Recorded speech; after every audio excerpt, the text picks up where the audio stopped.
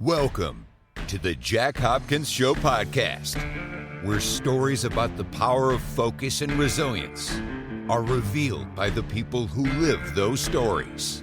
And now, the host of the Jack Hopkins Show podcast, Jack Hopkins. Hello and welcome to the Jack Hopkins Show podcast. I'm your host, Jack Hopkins. Today I am excited, and I do mean excited, to have Dr. Matthew Pate as my guest.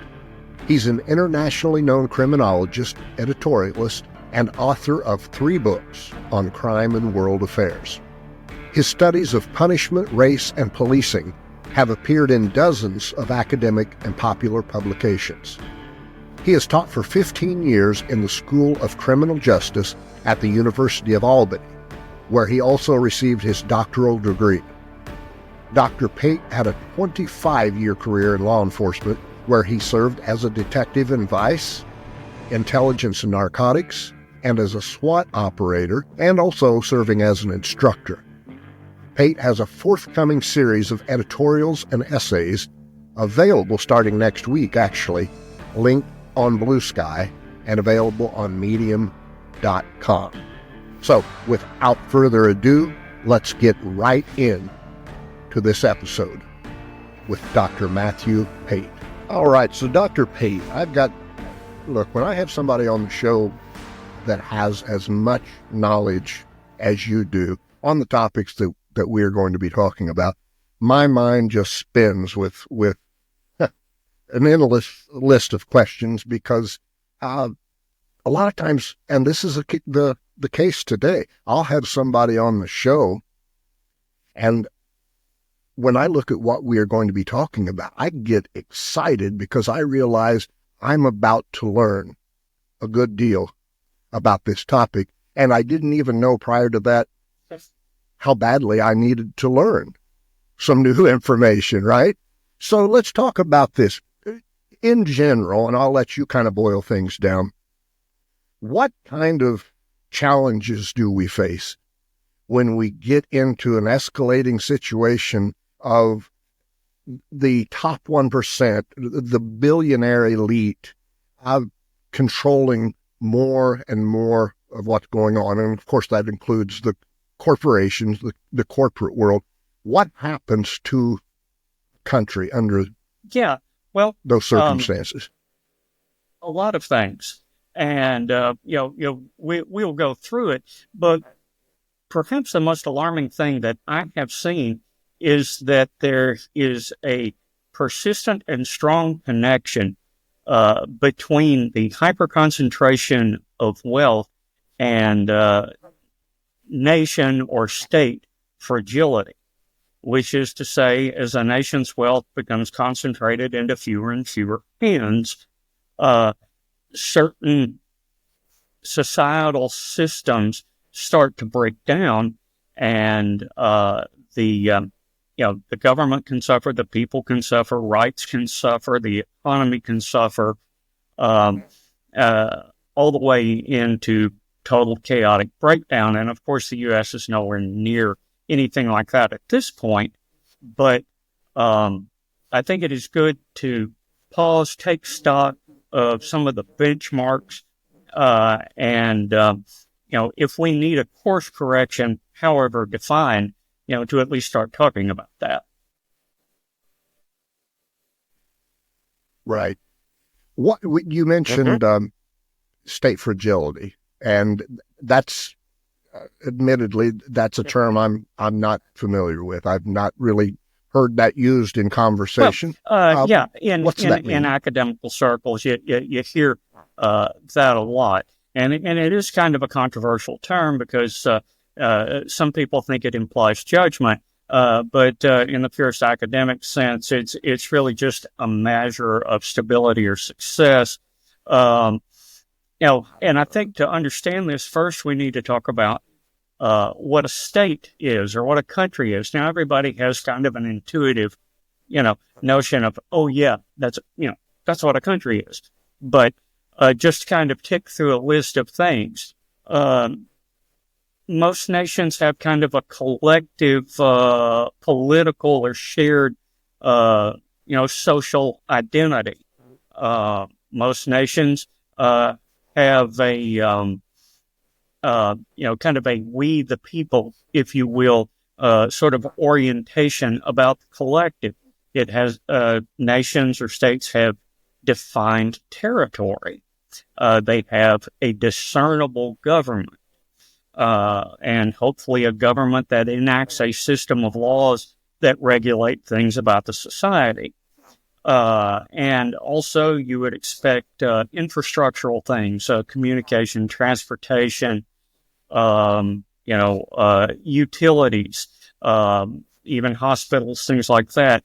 And also participation in the international community, recognition by the international community. And lastly, nations typically have, and at various levels, a monopoly on the legitimate use of force. And the way to understand that is the nation isn't just governed by a series of warlords, but there is sort of one top-down, say like a criminal justice system that can impose sanctions.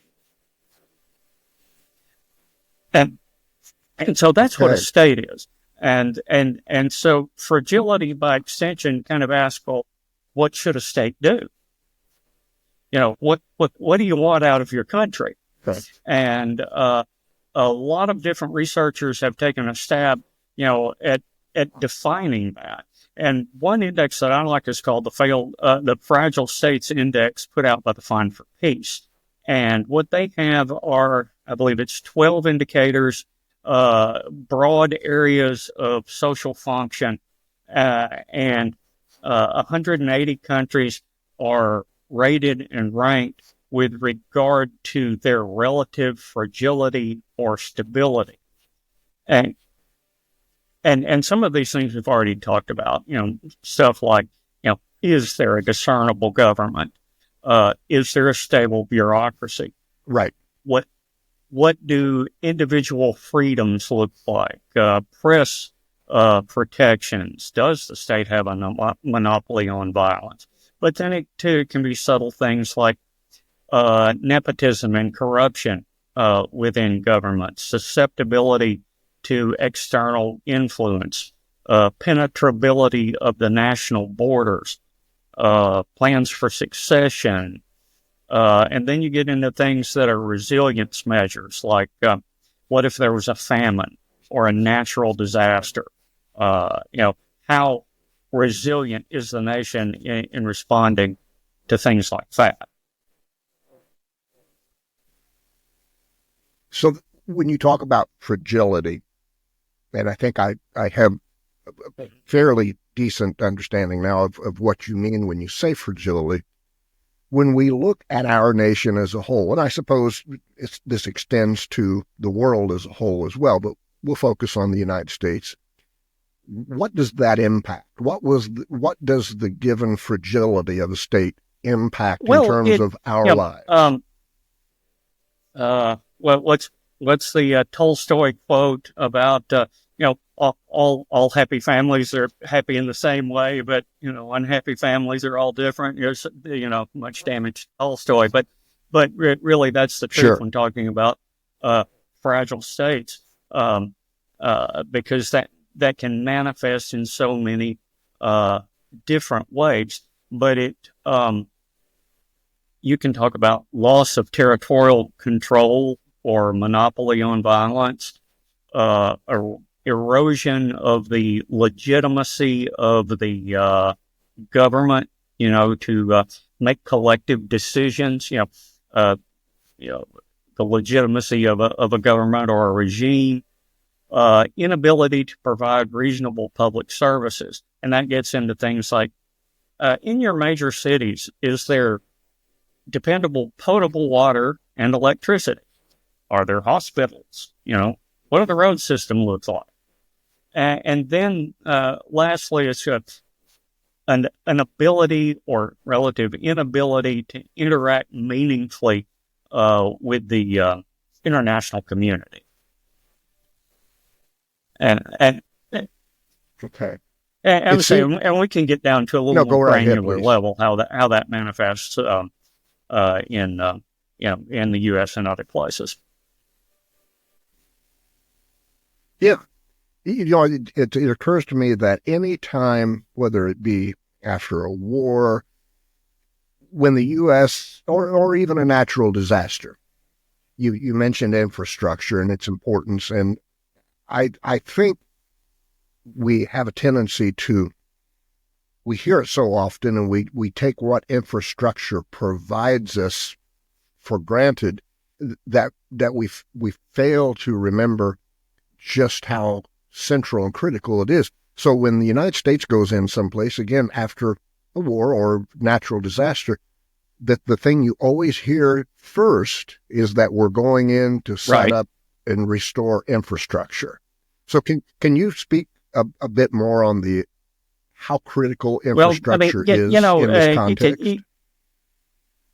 A very simple example in the United States, there's been vast flooding in the east. Well, the National Guard and other responders went to those areas via the interstate highway system.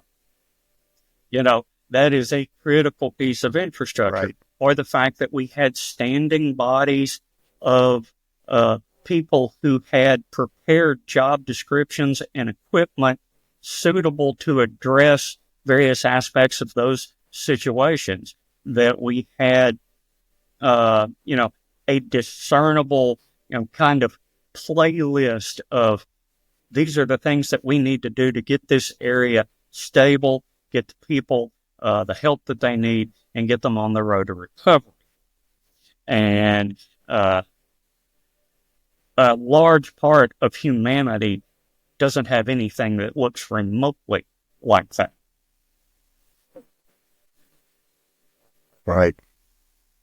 Yeah, I've been to and lived temporarily in areas that didn't have this kind of infrastructure, and in some of those areas, I mean, you dare say, you really wonder how these people can eke out this, meager existence that they seem to be able to do. It's a real testament to the human spirit that these people exist in many instances, because they are, if not largely forsaken by their political leaders, by the world writ large.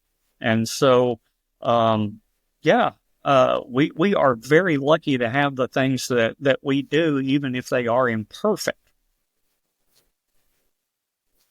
Sure.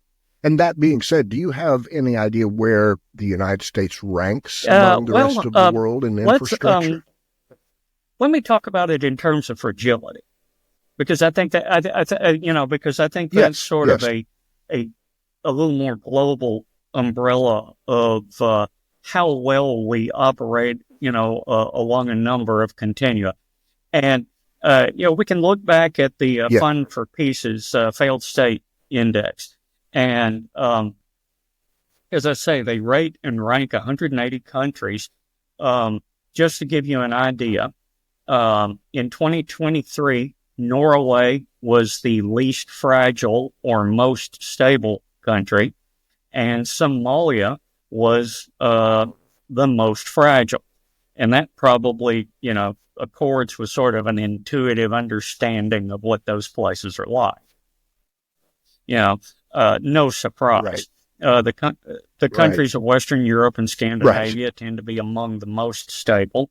The MENA countries, sub-Saharan Africa and in the Middle East, tend to be among the least stable. Syria, Afghanistan, Haiti, Myanmar, Venezuela, more fragile. So the U.S., we want to know where we are there. We're at number 39 between Poland and Barbados. 39. The UK is about 6 positions ahead of us. Canada is number 8, so in the top 10, And Mexico is about the middle of the ranking at 85. Okay. What in terms of, and I'm sure there are many things, but just on the surface, what's something that separates Canada and the United States in that 39th to 8th? There will be differences in virtually all of the measures. But I would say that press freedoms, the penetrability of the political system from lobbying and outside interests. I could talk for a long time about the damage of Citizens United, things like that. But then we could talk about press freedoms and, consolidation of markets and things that we probably should talk about to understand that. And often differences may not be, visually apparent. You go to Toronto or you go to Vancouver, and it may look different, but okay, Seattle or San Francisco or okay, I'm in a major city that seems to function in a fairly similar way, in either place. Yeah. So, and this next one, understandably, it's going to be a touchy topic for several. I don't know how many, of course, but I can only imagine that there are going to be some listeners, some viewers that are going to feel a little on edge about this question. But I'm going to ask it because I think it's relevant, and I want to get an idea of how much significance it has. And here's the question. When we talk about state fragility, the thing that comes to mind for me is I see one factor that contributes heavily to that is cooperation and cohesion within that nation state. Is that a pretty good or a fair assessment I think, of that? The degree to which there is a continuation of government, and even if there are political divisions, strong political divisions, if the bureaucracy is not deeply threatened by those divisions, then there's a relative stability that exists. To be a little glib, you might have just an absolute loony at the top of the control pyramid, but if the people that make sure your Social Security check still goes out and the mail runs and planes don't fall out of the sky and food doesn't have poison in it, if they're still in place and functioning, then there's some latitude at the top, and that's really kind of the core, of stability.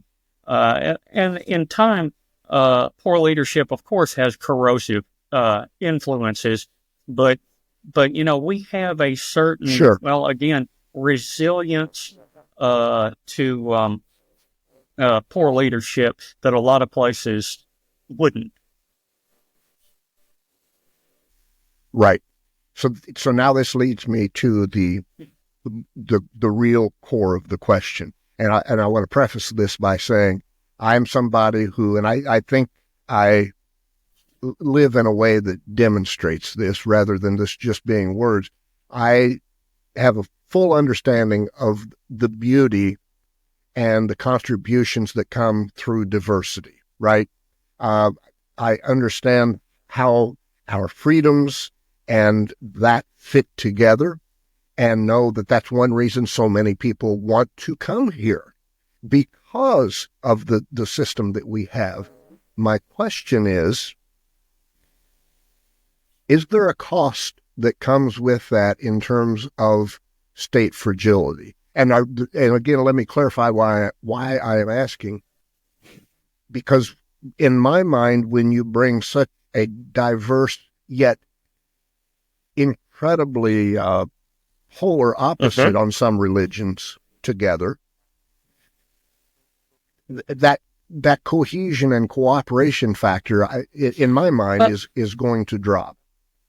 And so that's the basis of my question. Is there a trade-off? Certainly there can be, but I don't think there's an inherent trade-off. And actually, I believe it's a great sign of internal strength. There are a lot of people in the U.S. today who readily identify villains and the enemy, and in fact feed on a culture of opposition where the narrative is they don't believe like we do, so they can't fully be American. They don't look like we do exactly, so they can't fully be American. They bring customs to the U.S. that don't look like Norman Rockwell, so maybe they can't be, and right. So, right. That serves their identity politics by trying to create a limited vision of what America ought to be, what America ought to believe, and who we ought to include. And it also makes convenient but erroneous villains. It makes it easy to take your eye off the real problem and the real interests that are manipulating and, to use kind of a strong word, and or perhaps influencing and threatening your interests. And interesting. And Dr. Pate, that takes me back to something you said earlier. Correct me if I'm wrong, but I think it was when you were talking about how you define a state.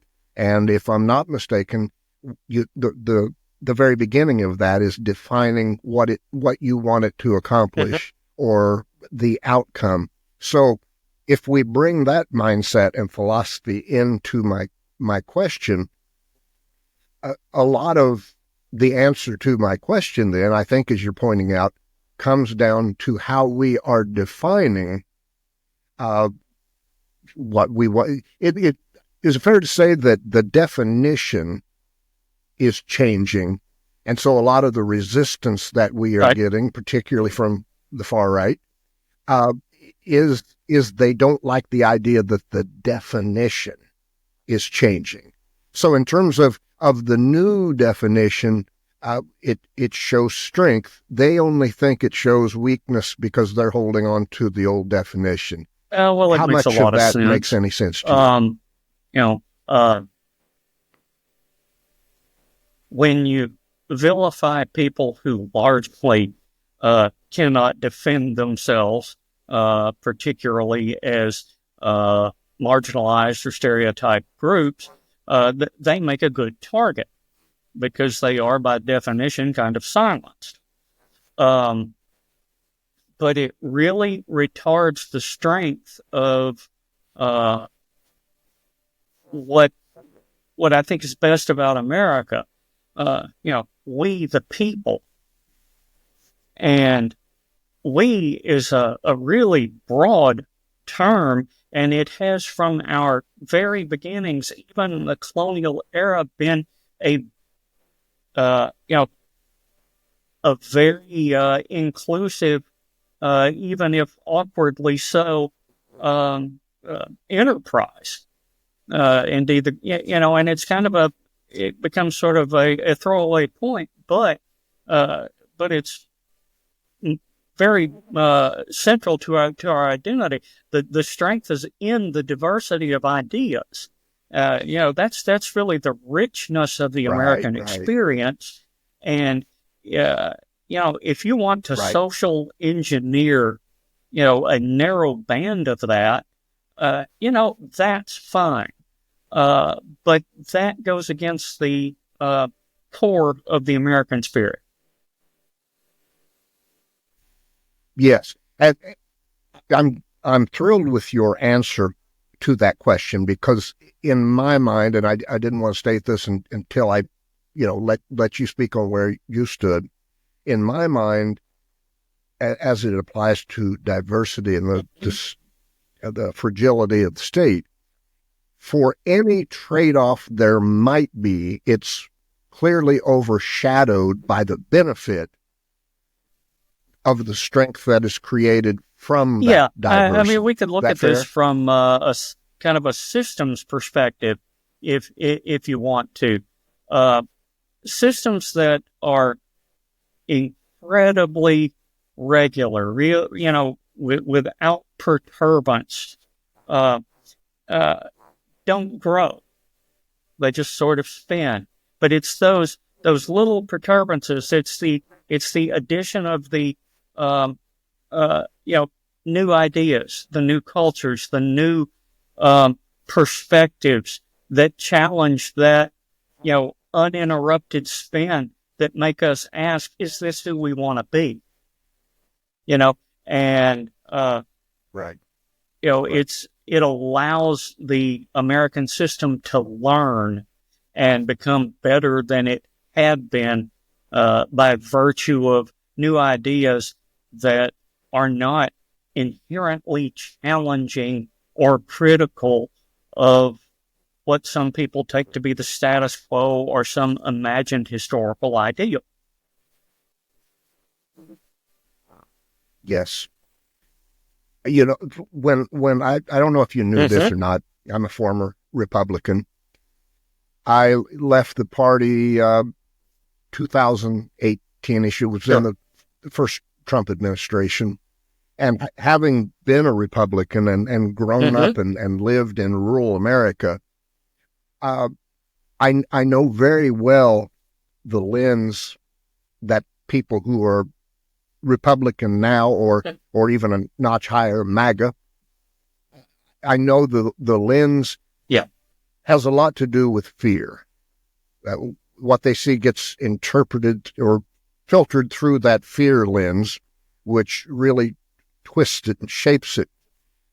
But my question is this: the far right, and in some situations, I guess you could just say the right, period, they think of these changes as something that comes as the result of leadership on the left or Democrats manipulating these changes, creating these changes, sitting down in a board meeting, so to speak, and saying, okay, here are some changes we're going to implement in terms of how the country thinks. From my way of thinking, leadership simply responds to the way systems are changing on their own. And how far off am I on that? Rather than being the creator, they're working with what changes the shifting system. I would say that it is reciprocal. Yeah, new inputs require new responses. And those come in different sizes and proportionality. And you mentioned, say, for instance, corporate responses. New markets, different products, different ideas that go along with the change of society or the evolution of society. And as you say, that the right has suggested some things that I think are inherently unhealthy, which is, and you talked about fear and, fear of a critically thinking population is chief among them. And I'm not talking about critical race theory or critical theory, period, but the intellectual ability to discern and logically, and rationally construct arguments, deconstruct arguments, that kind of faculty. Because people who can do that are less easily led. And so that transmutes into this fear of science, fear of this imagined intellectual elite. I was having a conversation a few months ago with someone who I know to be a very smart and very professionally accomplished person and well-educated. And they were talking to me about being a professor, and they very frankly and sincerely asked, well, don't you tell your students what to think? I was like, believe me, if I had that power over humans, teaching criminal justice classes is right. not where I'd, throw that lot. Right. And so that gets into, disbelieving science, disbelieving evidence, and positioning science, positioning rationality, positioning diversity as diametrically opposed to this political identity that they've constructed that's more about fear and obedience than any kind of robust civic participation. Yes. It's interesting that you talk about the question that you were asked about being a professor. I don't think I saw this or experienced this as much on my undergrad, but with my graduate degree, I often encountered a professor who had a different frame of reference than I did, and to varying degrees, it leaked into their teaching. But here's what I got out of that. That made me a better student, and I'll tell you why I think that.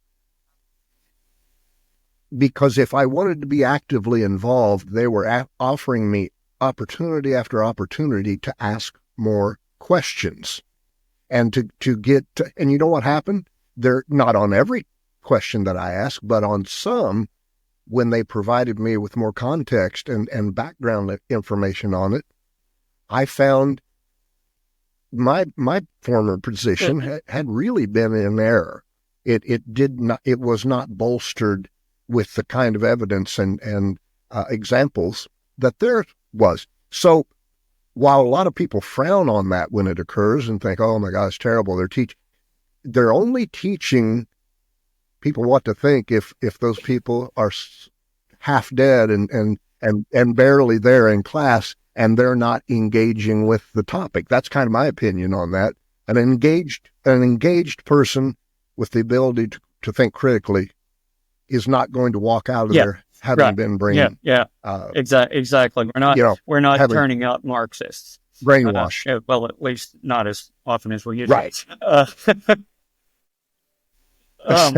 But being facetious there. No, if I could, inculcate some great body of knowledge, it would be in grammar, syntax, usage, spelling, things like that. But to get to your point, I am often in those challenging questions from students forced to defend, reconcile, and maybe alter my beliefs because they have found, well, what about this? And, okay, all right, now I have to think about how that fits into what I thought was supported by the evidence. And, that's good. And I think that most often happens in graduate school, but I've had undergrads that, asked tough questions and, made the ride home difficult. Well, yes. And it's interesting that you say that as well, because I used to provide trainings mostly for corporations mostly on the East Coast as well, although I did hit some other states. But I was dealing with audiences of some pretty sharp people, right? And I don't hesitate to say all in terms of overall IQ. There were many times when I found myself at the front of the room in front of people who undoubtedly had higher IQs than I did. I knew more about this one sliver of life than they did, but even so, they would ask me questions that oftentimes I didn't have the answer for. But you know what happened? That ensured that the next group I did a training for was going to get an even better training, because now I've got the answer to, or at least you're prepared for the question in a way that you weren't. Right. I knew what to research. I have classes that I've taught for a decade, and the class that and what I'll teach this spring may not look very much like what I taught, 4 or 5 years ago, because I've learned. I've, new information has adjoined what I thought I knew about it, and through the input of students, made me change my game. And I like that. I don't like going into it assuming that I'm just this, sage on the stage, font of wisdom, and you will, chisel into your tablets each syllable inviolate. And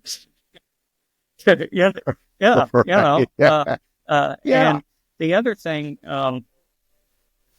is the willingness to say, I don't know. I'd never thought about that. Let me get back to you. Right. That was always my stock answer to that is, you know what? I don't know, but I'm going to find out. And then usually from that person, if it was a situation that I knew was going to take some research, I'd get their email address or something. And once I'd promise them, you know what, when I've got that answer, I'm going to send it to you, because I think that's an important question. And that takes a lot of the, a lot of times, as I'm sure you've experienced as a professor, not all questions are asked with the intent of actually learning. Some of them are asked just to kind of put you on the spot and embarrass you. And when I experience somebody asking a tough question, and I humbly just said, I don't know, but that is a good question. I'll get back with you. It kind of brought the temperature down in the rest of the room, because they realized being asked a question that I didn't know the answer to wasn't going to be humiliating to me. I was going to find it interesting. So it's interesting how the dynamics if you'd like to see, that work. Where most of the world's pedantic, mean-spirited gotcha questions come from, go to an academic conference.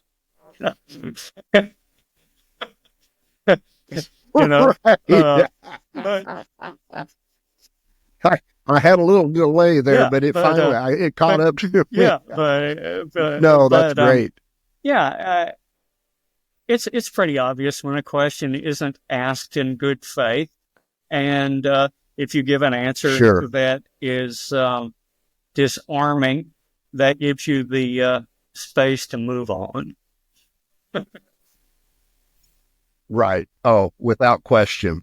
So let's look at then, when we've got the hyperconcentration of wealth and state fragility, let's go into more of that. Sure, to circle back to some of that. A little deeper. And sort of our starting thesis was that when wealth becomes too concentrated in a society, it can be unhealthy for that society. It can induce fragility.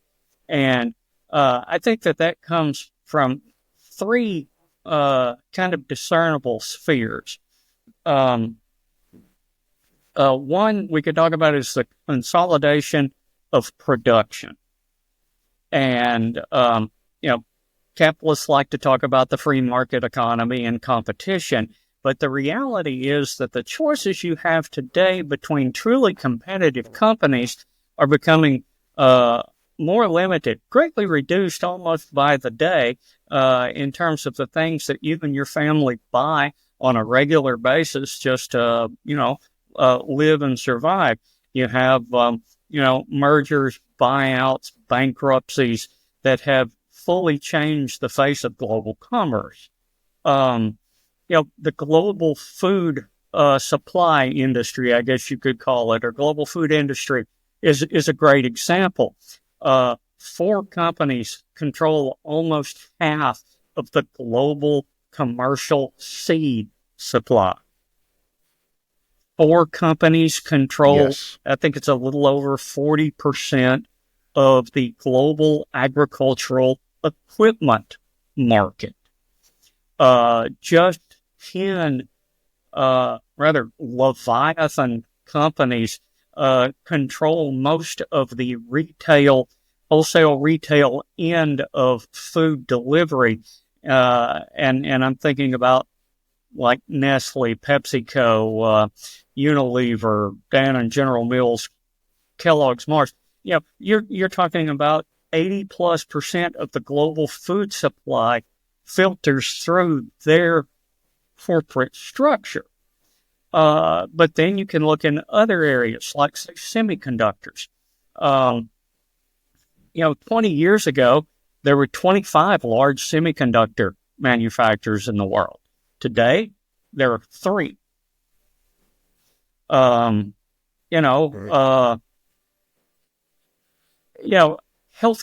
That's another area that we could talk about that has just been transformed by consolidation and mergers. There've been something over 2,000 mergers in about the last 30 years.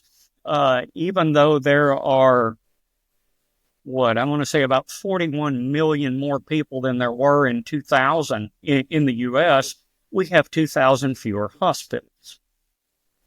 And so that, yes. It tells you something about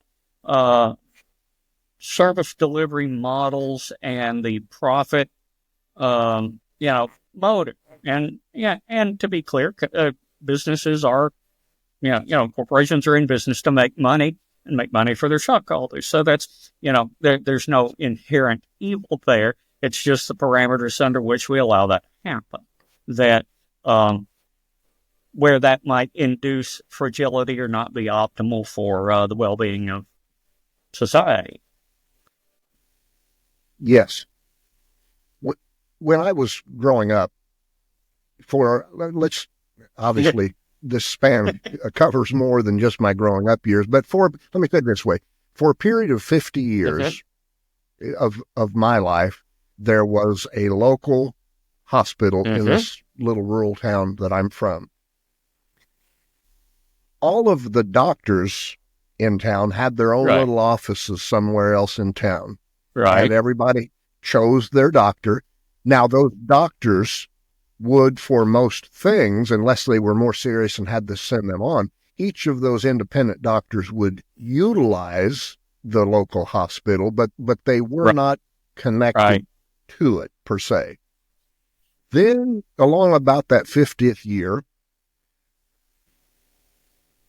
a corporate entity came in, bought that hospital, tore it down, and built a larger, nicer hospital, which everybody was excited. Oh my gosh, look at this nice facility. Look at this. But here's what happened.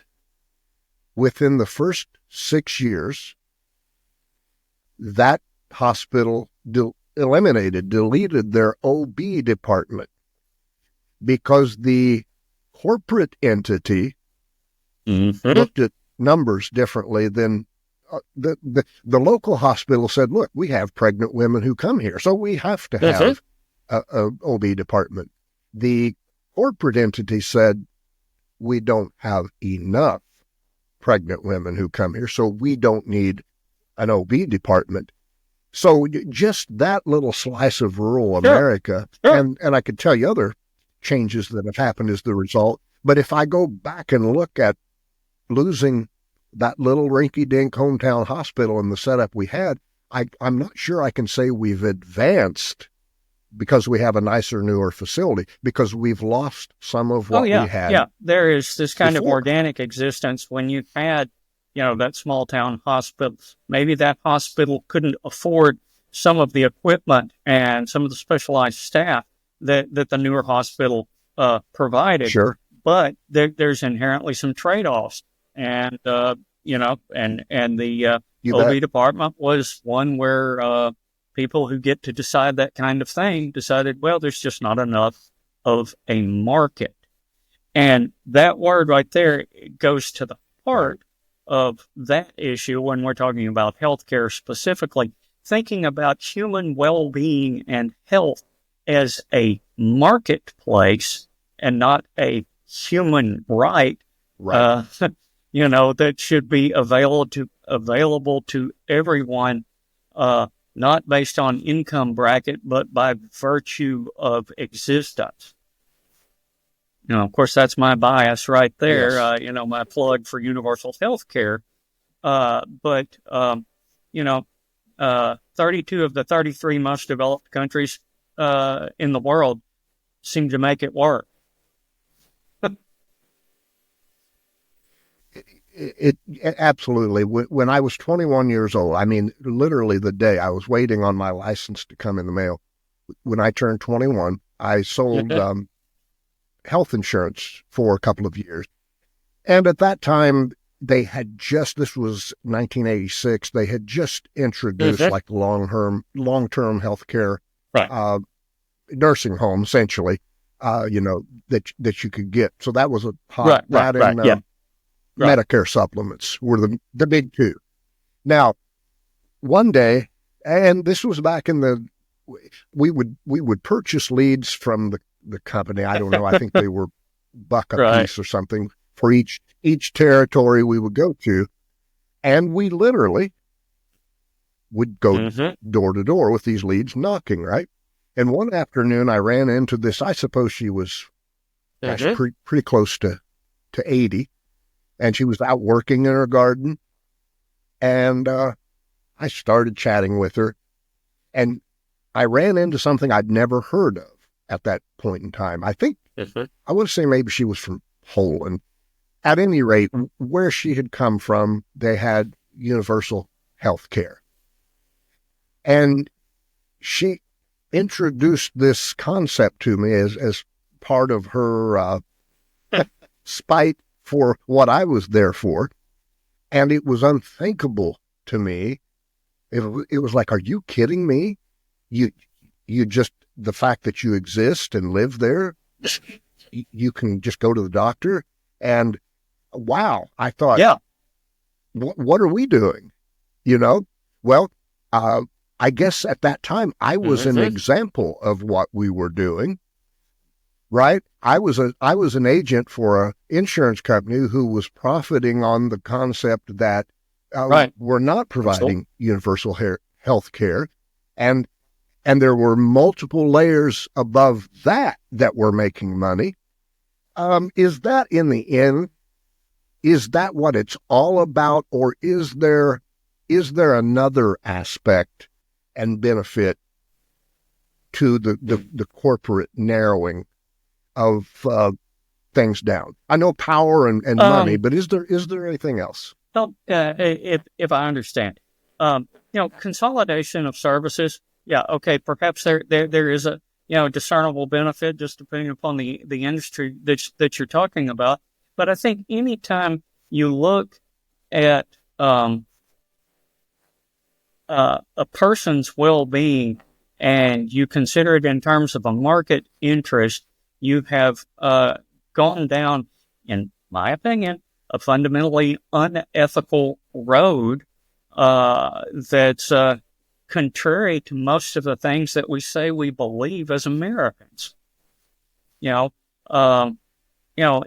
those things that the freedoms that we cherish the most, taking care of one another in a robust sense, that, how is that not prioritized? Right. That's a great point in terms of the conflict there that you pointed out. I grew up in what you would call a Christian family. My parents were not, they weren't over the top. I mean, they essentially just went to church on Sunday, right? But religion wasn't discussed at any other time. They just went to church.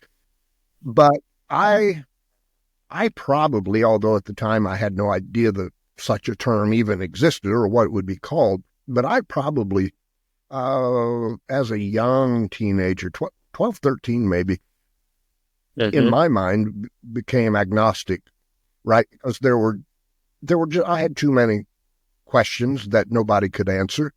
And I thought that for something to be taken seriously, at least some of those questions should be able to be answered. So that was kind of my thing. But I bring that up for this reason.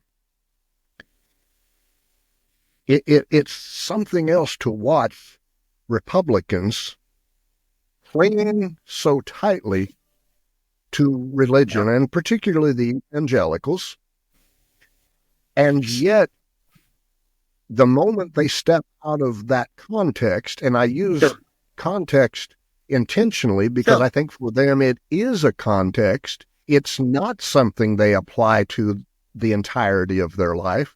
And I think I'm confident in saying that because when I watch what they do and how they live, they do not live in accordance to the beliefs they claim to place such importance on. How does that fit into state fragility? So just to pick at a number of things in there, the conflation of Christian identity with Republican politics is largely an invention of the late 70s, early 80s, with the rise of people like Pat Robertson, Jerry Falwell, and Ronald Reagan, where religion, frankly, could be commoditized and used to create a dependable voting bloc. And that is in no way to disparage people's sincerely held beliefs and their right to hold them.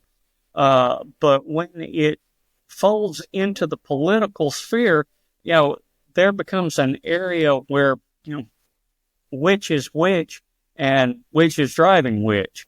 And so I think we really have to be careful there. And as you have indicated, there seems to be a disconnect between many leaders on the right in terms of their personal lives and decisions and sometimes personal public personas and what you might want if you were a conservative Christian. And how they reconcile that, is through things like Supreme Court appointments and Supreme Court decisions that they feel match their identity politics. So there's that. And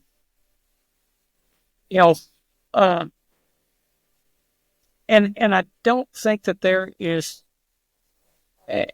I don't think it would be good for society, to not have interfaith discussion and not to have some disagreement, because just as we were talking about in education, if I have to defend what I believe, then hopefully I grow stronger in what I believe.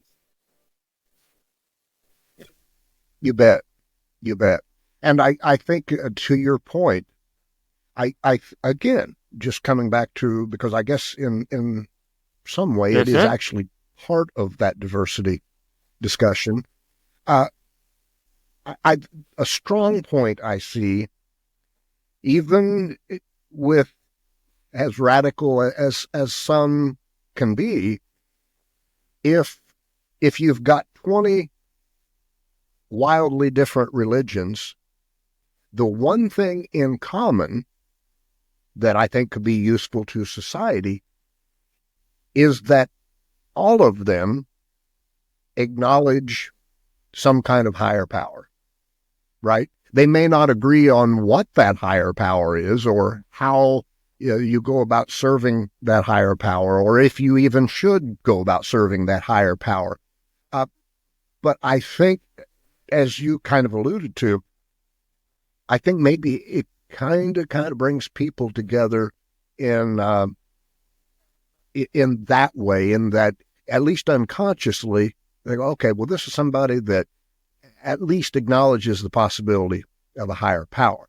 I can tell you as an agnostic, and if you take it a step further to just a full-blown atheist, I probably create the most awkward atmosphere around people who are, fairly religious. I almost think they could deal with a Muslim person more effectively than they could someone who is agnostic or atheist, because at least with somebody of the Islamic with an Abrahamic faith, God, you might, sure, you might know enough about the framework of their religion to connect a couple of dots and go, okay, we're apart, but here's a couple of dots that connect.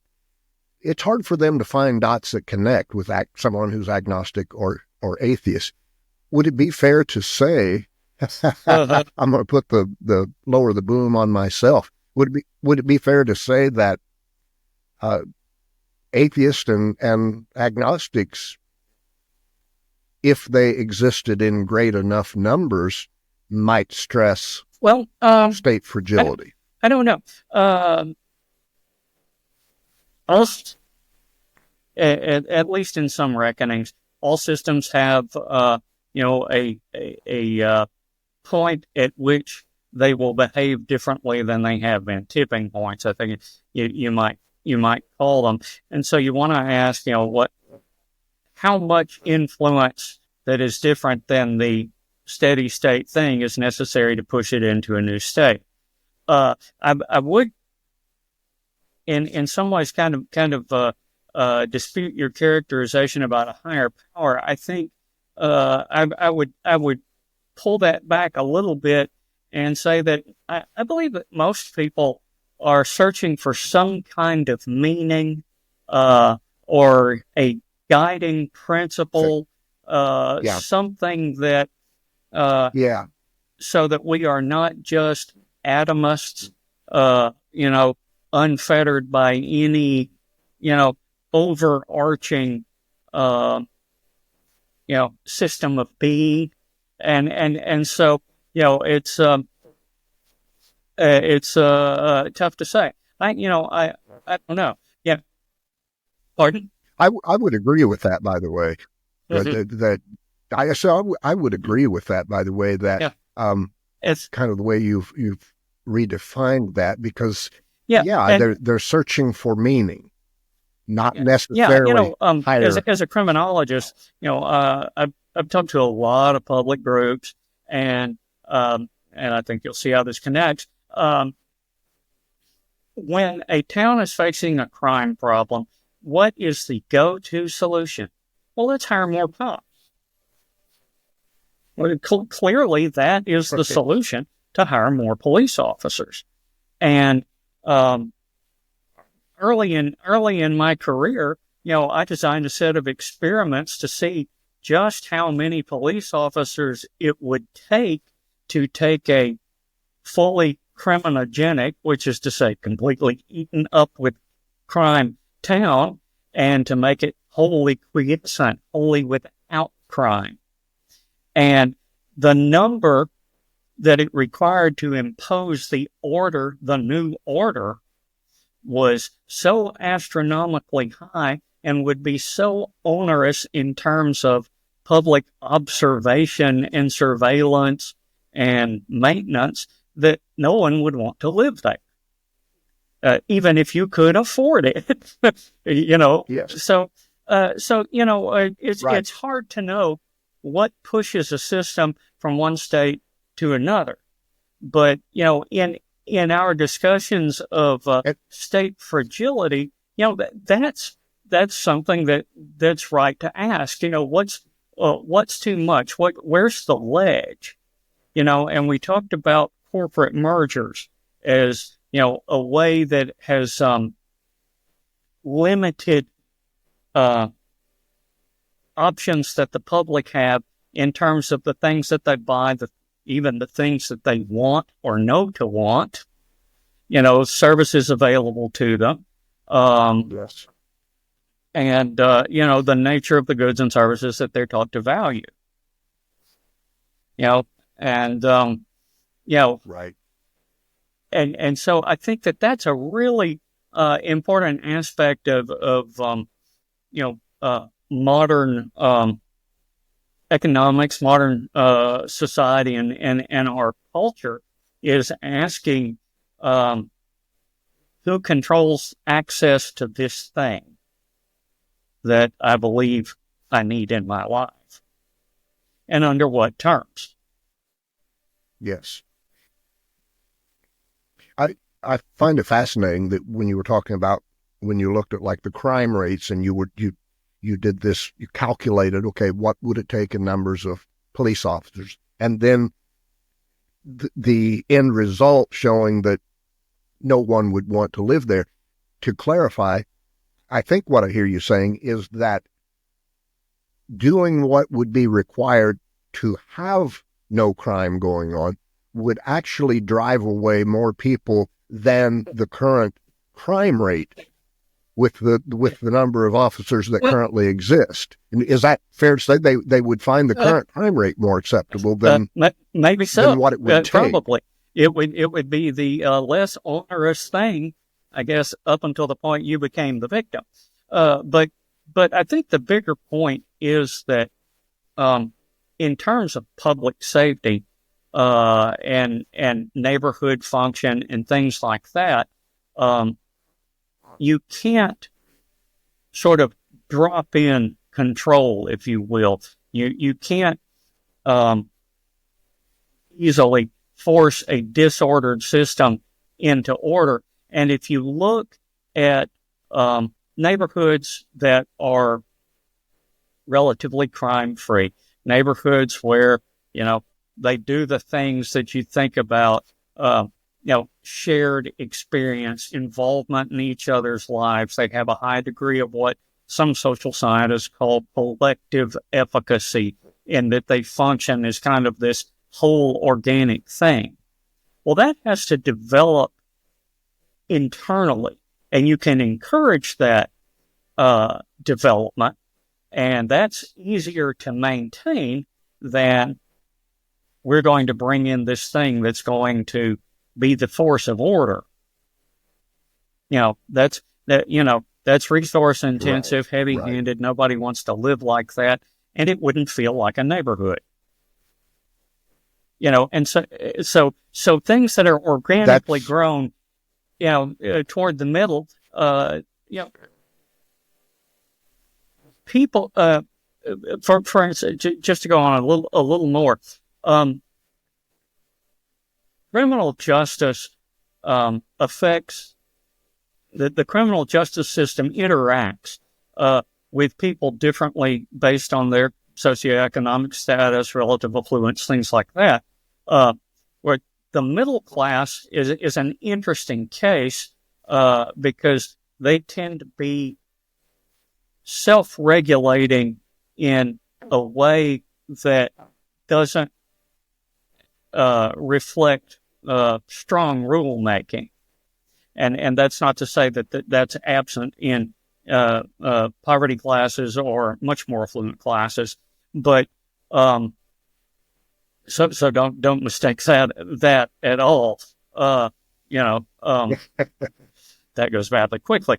But what I'm saying is I have a shared economic and social experience that tells me that moderation of appetites is the most effective social strategy.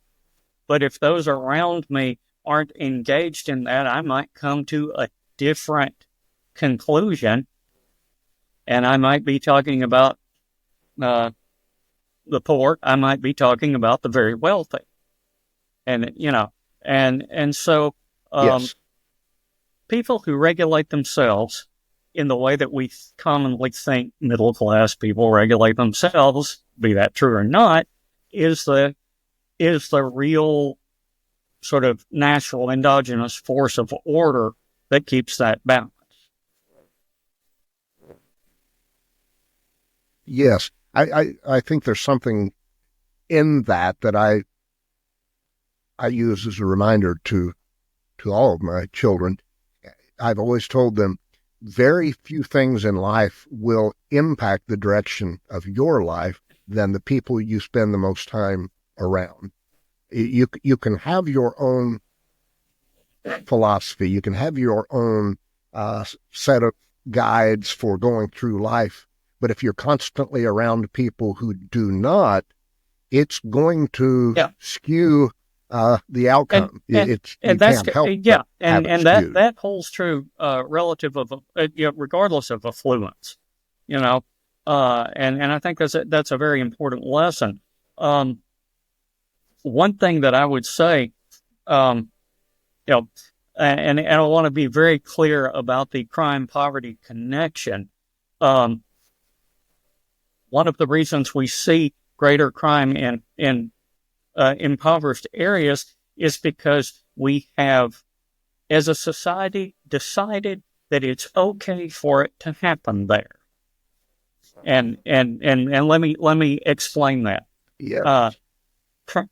It is my belief that crime happens where and only where we think it's okay to happen. Otherwise, we would commit sufficient social resources to do the things, whatever they might be, that would retard the likelihood of crime. Whatever that support, whatever that enforcement, whatever that infrastructure was necessary to support those people, then crime wouldn't happen there. Right. That's a fantastic point. And on that, I want to say, if there's one thing I pride myself on, it's really being focused on self-awareness, on knowing myself, with an emphasis on the not so great things about myself, right? Everybody loves to know the great things about themselves, but where I've grown the most is in direct connection to the number of things I've not wanted to look at, but that I've looked at and said, yes, this is true about you. And I wanted to lead in with this because I'm sure you're familiar with some of the books written by Malcolm Gladwell. And I can't remember, I think it was in Blink, the example I'm going to cite, but the discussion on implicit bias and how it applied to police officers and the speed with which they would react and pull the trigger based on race. I have enough self-awareness and enough knowledge about the human mind and specifically implicit bias to know that as a police officer, if I were to be a police officer, I would absolutely, because of where I grew up, be wrestling with implicit bias.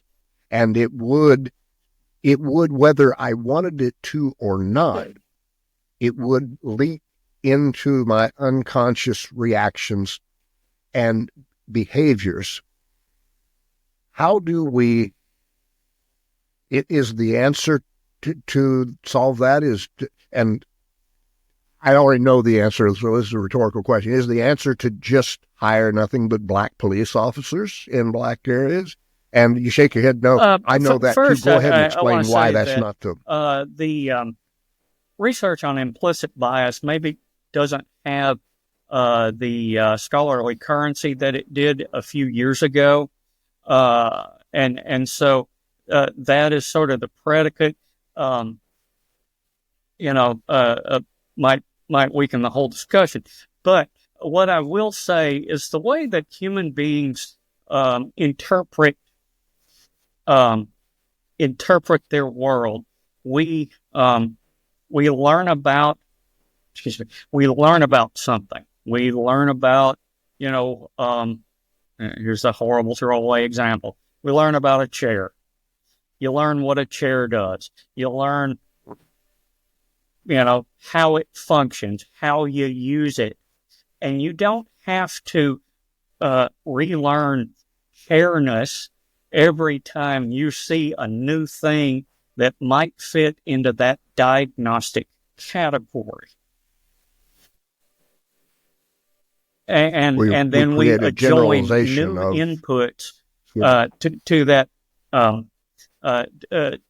that fabric. My friends in psychology and neuroscience probably recoil in horror at that description.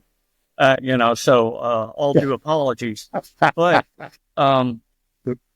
sure, but you have to. Yeah, at what role is their discernment? At what role is their not just implicit but explicit bias, and what you believe about the nature of the people that, in this case, as a police officer, that you're serving? Yes. that gets into a whole. We could talk many hours about the crisis in American policing and how if we want better police officers, which I think as a nation we, believe we do, how much do you want to pay to make that happen? And that's really what that comes down to. And I'm not talking about paying individual officers. Again, it's kind of like crime. You have bad cops where you don't do the things necessary to have good cops. Right. And to clarify where I was going with that, at least with the research that Malcolm was using at the time he wrote Blink on implicit bias, the one reason fresh in my mind as to why just hiring all black police officers in that area is not the solution, because implicit bias also impacted the behaviors of black police officers. In other words, the studies showed that the black police officers also treated other blacks as more potentially dangerous as other whites. So it's easy. Sometimes I hear when they're interviewing somebody after a tragic shooting or something, and just people from the neighborhood or something, and I've heard a couple of times the comments, "We need more black police officers." And I understand how that can make sense to somebody that's not privy to the research, but we know that that's not really the answer. We can agree that changes of some type need to be discovered and implemented, but I don't think personally we really know exactly what those changes are at this point, do we? As a single determinant of function, race is probably a very poor one. While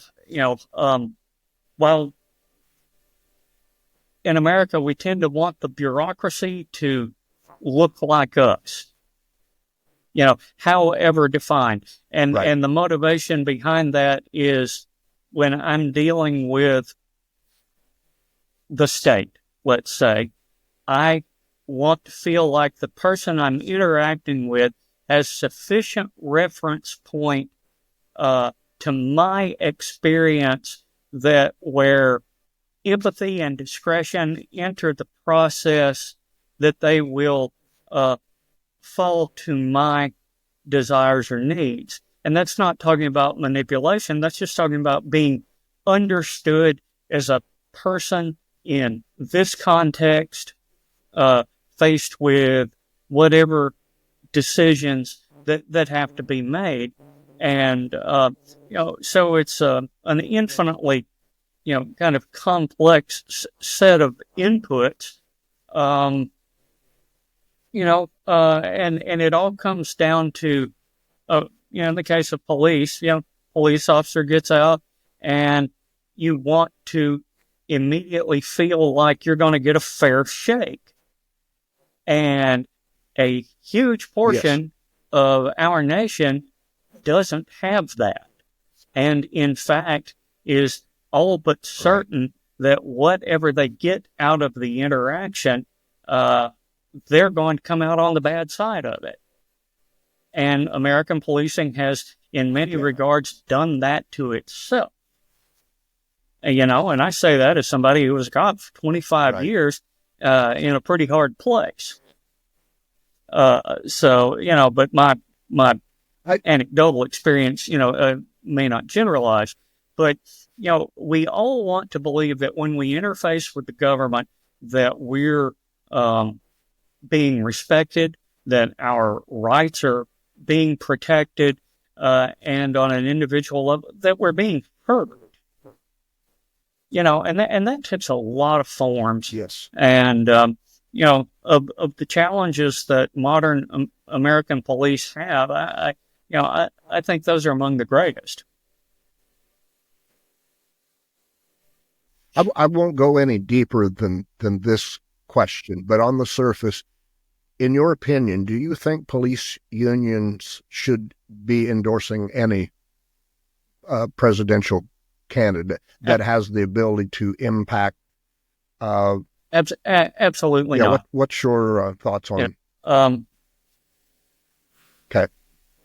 Policing should be a politically neutral enterprise, even though it is comprised of individuals who are anything but that. We all have our own sensibilities, proclivities, beliefs, philosophies, and that'll be reflected in our votes. But when you start to say, okay, we as the umbrella for this service, endorse this candidate or that candidate, that creates a type of seeming disenfranchisement for people who don't also ally with that candidate. And so I don't think it makes good politics, and I think it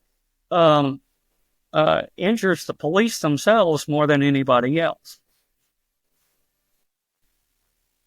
Right. So I asked that question so we can come back into the higher overarching topic of state fragility, because it, in a sense, well, for example, when a police union endorses a particular candidate, you've got this overarching entity, the union, that just by observational connection alone represents, whether they want that to be the case or not, every officer that somebody sees on the street, there's just that assumed, they must agree because this is who they endorse. And it just isn't thus. Right. So when we get into that same thing then with somebody like Elon Musk, Peter Thiel, Jeff Bezos, when we examine state fragility, where we have these people who own large sects of our industrial and agricultural and right on down the manufacturing and retail. When they get involved in politics, I think that represents a problem, just as the layperson on the street. But to somebody such as yourself who has studied these areas in depth for years, can you take us deeper into the challenges? We can talk about, Musk, Bezos, Peter Thiel, Koch family, whoever else, the people that exist on the extremes of the wealth continuum. But if you pull that back, just say one level to people who are commonly on major corporate boards of directors, then that's a place where we might want to also be concerned. I don't know what else I learned in ninth grade civics class, but my ninth grade civics teacher taught me a concept called the interlocking directorate. And I don't know, that's probably not a term that's very common to most people. But the basic I was not idea familiar with it. is that if a person serves on more than one board of directors, there's this kind of interlock between those boards because of their participation. And, you might serve on the board of Apple, and I might serve on the board of Apple, but then I also serve on the board of,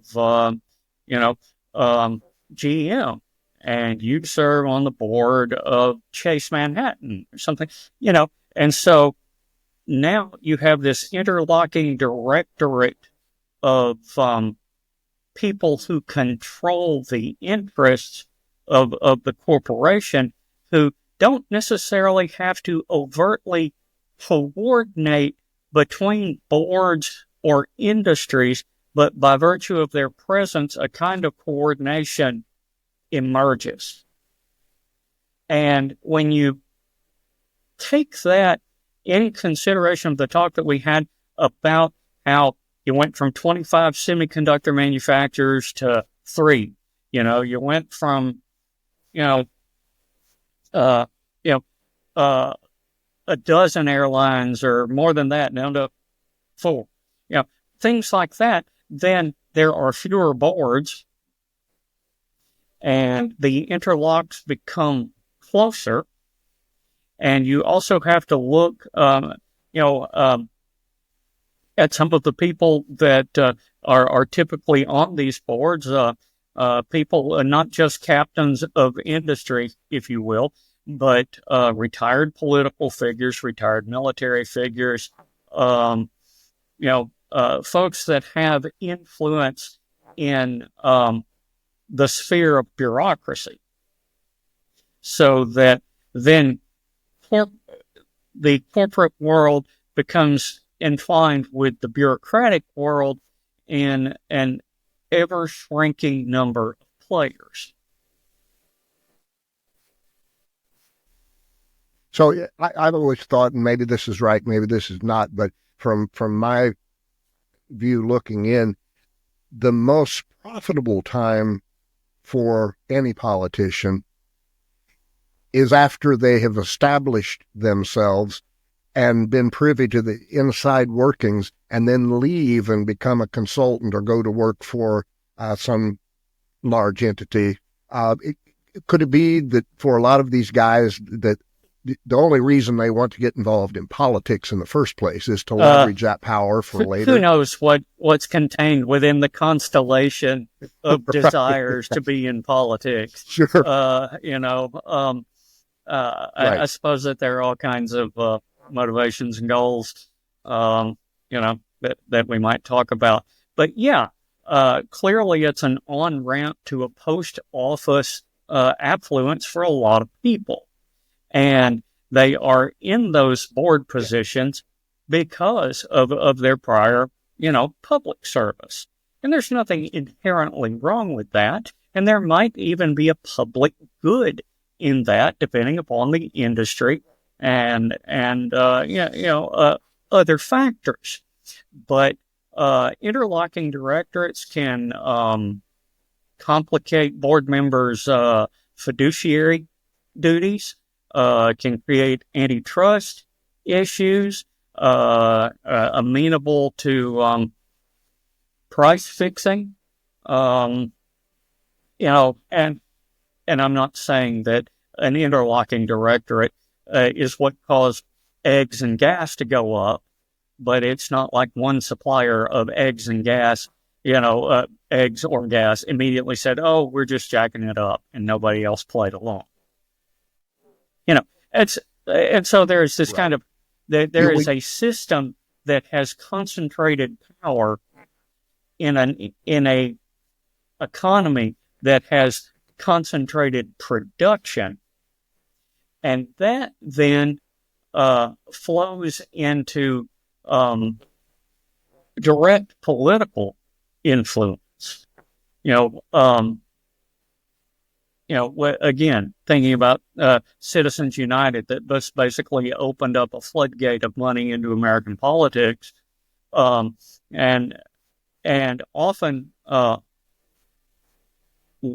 industrial groups, corporate associations will supply language to members of Congress that you then later see almost verbatim, in bills that are offered. And so they have a very direct input and kind of policy reciprocity, at least in my view. So when you get fewer connected people, interconnected people involved in concentrated industry, and then they are in a position to strongly guide public policy, that then introduces an element of fragility. Yeah.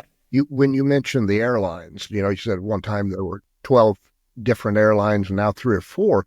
The one thing that immediately surfaced in my mind is, I think most people look at that and very easily come to the conclusion that, wow, we've got far less choice, but something that's not quite as obvious or as visible when that happens is we've also got less leverage. That's right.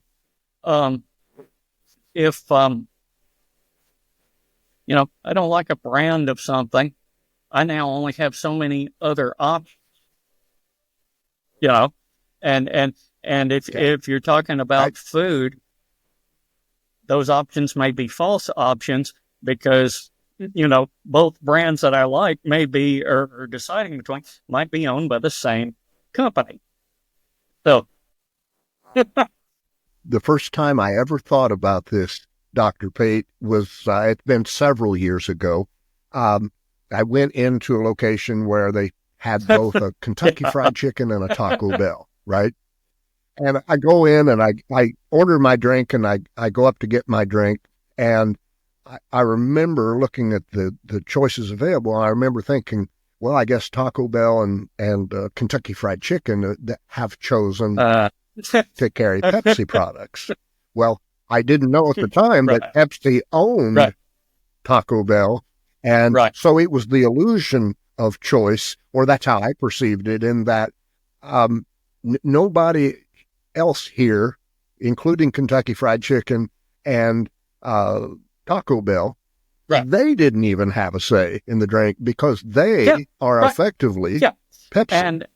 And we see instances of that same kind of thing more and more in society, and just the fact that you had a Taco Bell right beside a Kentucky Fried Chicken, which would seemingly be two competitors, different types of food, what have you, but nonetheless, two different restaurants. Right. Acting actually in kind of a symbiotic way through the, the presence of the Pepsi ownership. Right. Yeah. My first thought was, what an odd combination. Kentucky Fried Chicken and Taco Bell. Well, it was never meant to be logical. It was just that they'd looked at the numbers and said, here are two fast food restaurants we should own. And hey, in some locations, like these small rural towns, let's just merge them and offer both and sell a ton of our product, Pepsi, because, is that what we are looking at in terms of if this is not reined in some way? Is it just going to be more and more? Not that I take a lot of deep meaning from silly movies, but you think about Demolition Man, where all restaurants had become Taco Bell, or Idiocracy, where you have, Brondo, and so they become sort of these state products, and I don't think we're headed down that road, but choice, apparent choice, artificial choice, these are some things that we have to think about. And all of that relates to concentration of control and concentration of wealth, which I believe the evidence shows ultimately undermines democratic processes, as we've talked about. And, as you get sort of this sort of outsized influence of consolidated industry and control, combined with things like fewer media companies or media companies that are owned by someone with a very strong political agenda. That tends to have a distortive effect, and so when you have then the presence of oligarchs, you have the presence of nepotism, who are allowed to penetrate into this system that it doesn't have the balance that we would like to believe that it does. You start to have problems. And we talked about religion before, where very often, a party, and not just in the U.S., will invoke a state religion or a de facto state religion and conflate that with patriotism. And really, that's not about faith or religiosity. That's about a form of control and boundary maintenance in the population. It also then our side has the moral high ground, then any enemies that we identify become easier to demonize. That's why this this hyper concentration of wealth is such an interesting topic for me. I've always kind of I've applied this more in the area of psychology, but now I see how easily it fits into this category as well. I've always kind of had this philosophy of the highest frame determines the game. And meaning, I'll give you an example of that. I was in the Middle East in 1993, and I went to a Pizza Hut. I think this was in Dubai, if I remember correctly. And everything, Pizza Hut, everything looked the same. What you could order looked the same. So I ordered a large beef and mushroom pizza. And everything going on is exactly like I see it here in the United States, until I took that first bite, and I immediately recognized the difference. The cheese used was goat cheese rather than, from a cow, which is a much sharper cheese, which I found interesting. It was different, but it was actually quite good. But my point is, there was a higher frame in this instance than corporate Pizza Hut. The highest dictating frame was cultural and religious faith, and what the mandates of, you will use cheese pizza if we sign this contract in this country, right? So when we look at, and I only use their names because I know their names people are familiar with. There are many others, but Koch brothers, Musk, Bezos, Thiel. When we look at these guys as possibly, and maybe already, but at the very least, possibly, and eventually reaching the pinnacle of the highest frame, and I mean even higher than, say, the United States Supreme Court, in that they are essentially manipulating and driving the decisions and rulings of the United States Supreme Court. Are we? You said earlier we're not there yet. We're not. Well, but how close are we to situations 2 points. like that? One to circle back to your cheese.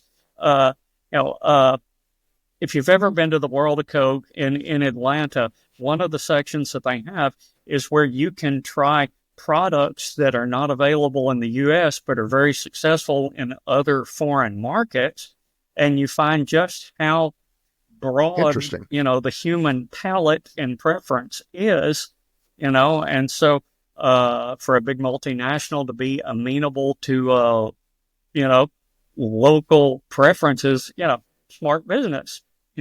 Give them what they're used to, what they would like in the configuration that you can deliver, as your product. But to go to your question, one of the greatest dangers I see is the creeping privatization of government function. And, as a criminologist, I'm particularly sensitive to how this has happened in corporate corrections. Fully corporate operated prisons, private prisons, private immigration detention centers. But it's not just that. It's private probation and parole services have become a thing. The phone systems in jails and other correctional facilities become a profit center. The food services, the laundry and linen services, things that were once the purview of the state have now been privatized to connected vendors. And you better believe that the corporate corrections industry is involved in policymaking and support of candidates. It is no coincidence that Get Tough legislation in the 80s and 90s mirrored the rise of privatized correctional facilities, thus ensuring that more and more things were criminalized at a greater level, thus ensuring success, downstream of the product that they had to offer. And I know some people are going to say, that's an awfully jaundiced or, cynical view. But the data certainly support that view, however you might want to characterize it. And, we see this also in education. In Arkansas here, we're struggling with private school vouchers and the problems that creates. But it's not just, giving people wealthy enough to send their children to private schools a rebate for that. It's things like standardized testing services, learning management systems, which is how online education is delivered. Campus bookstores are now, run by, a Barnes and Noble or whomever. And so what we see is an increasing privatization of formerly public function. And you can see, see how this manifested in things like there's been a 50-year decline in public wealth and a concomitant growth in private wealth, particularly at the very top end of the wealth distribution. So that gets to, the handful of people that, we have been talking about. And nearly all of this is traceable to the early 80s, phrase that was popularized, run government like a business.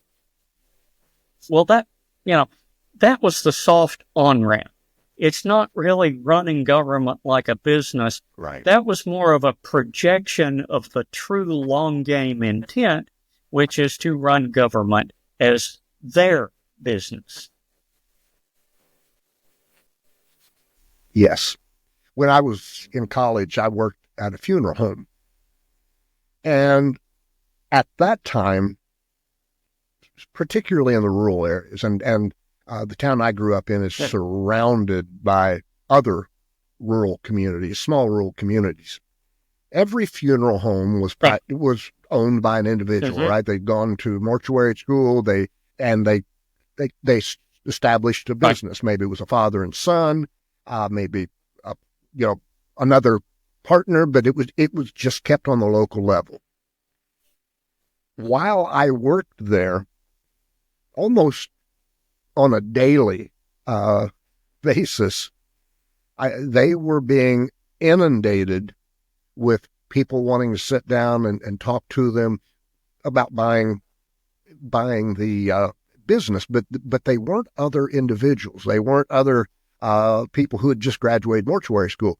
They were big corporations, because at the time when I worked there, particularly because it was a rural community and it was just a member of the community that owned it, if there was a family who didn't really have the means to go in and write a check right off the bat, he'd work with them. He'd say, okay, if you can, that's gone. And that's gone because now, while it appears that there are still all of these rural individual funeral homes, the building hasn't changed. Everything looks the same, except they're all owned in this area by one company. The deals are gone.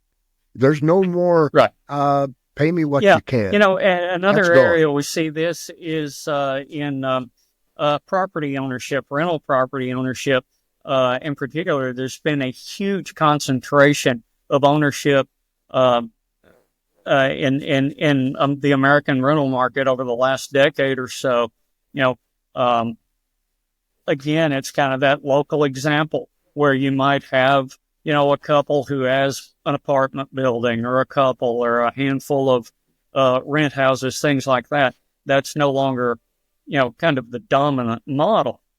And that places the relationship between the renter and the owner in a fundamentally different, light.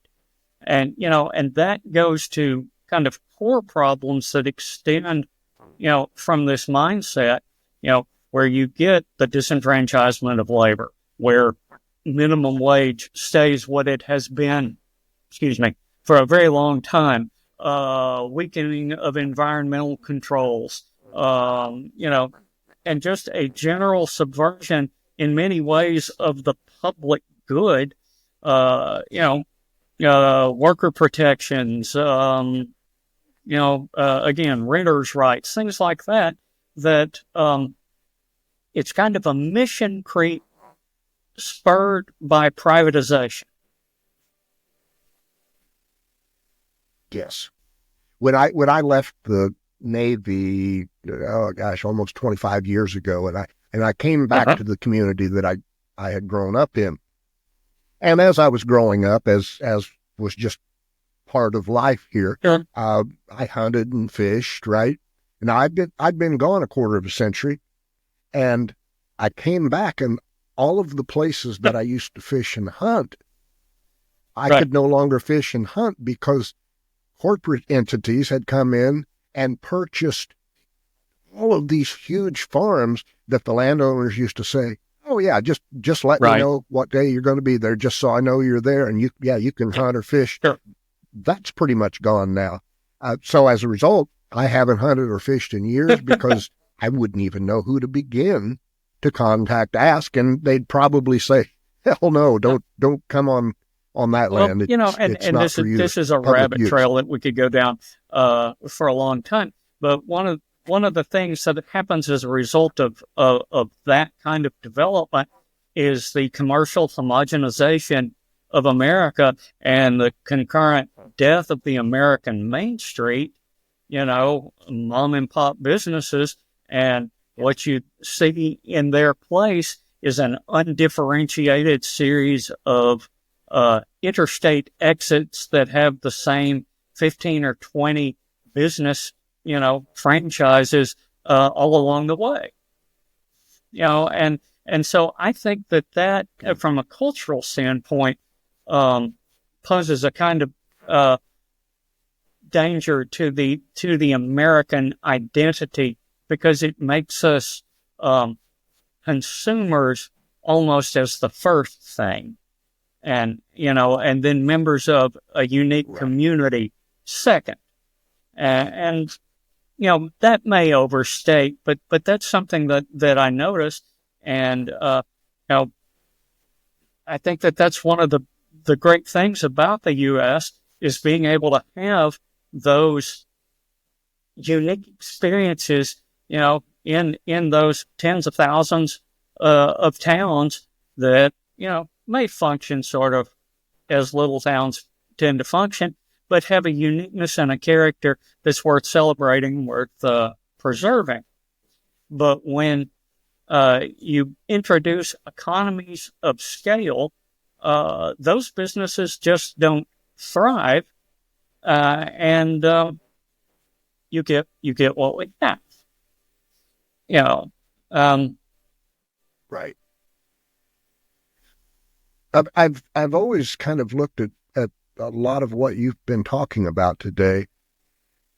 The kind of the metaphor that I've used in day-to-day life, we all have kind of got these established norms in our mind of what certain things cost. For example, you can go into a convenience store and you can get a big fountain drink, maybe for between 99 cents and $1.50, right? That's just kind of wherever you go. If you go in a restaurant and get to order the same thing, maybe it's $2.75, $3 for a Coke. Right. We kind of know this is kind of what you can expect. The exception to that, or it's not the only exception, of course, but if you take your family to Disney World, for example, the moment you walk into that gate, and for the length of time that you are in there, none of your previous expected norms apply. Right. It's a new ballpark with new rules, and if you want to get a large Coke, it may be $11, $12, right? Now, am I right to think that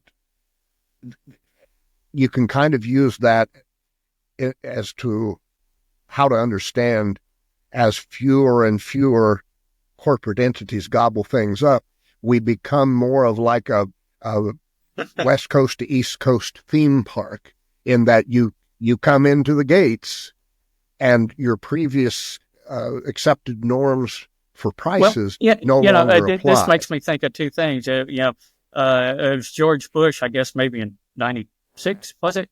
That was on the spot because he couldn't tell you what a gallon of milk cost. And that speaks to this kind of detachment that, the one percenters, if you will, have from the norms of everyday life.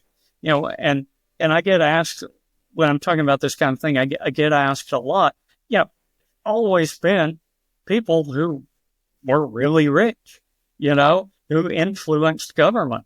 How is this any different? And the difference is scale. The robber barons of yore, have, are peasants compared to the new class of centibillionaires. They have so much money, we had to have a different term to describe the amount. I think Robert Reich talked about this a few days ago, said that, the 12 richest people in the U.S. control over $2 trillion worth of wealth.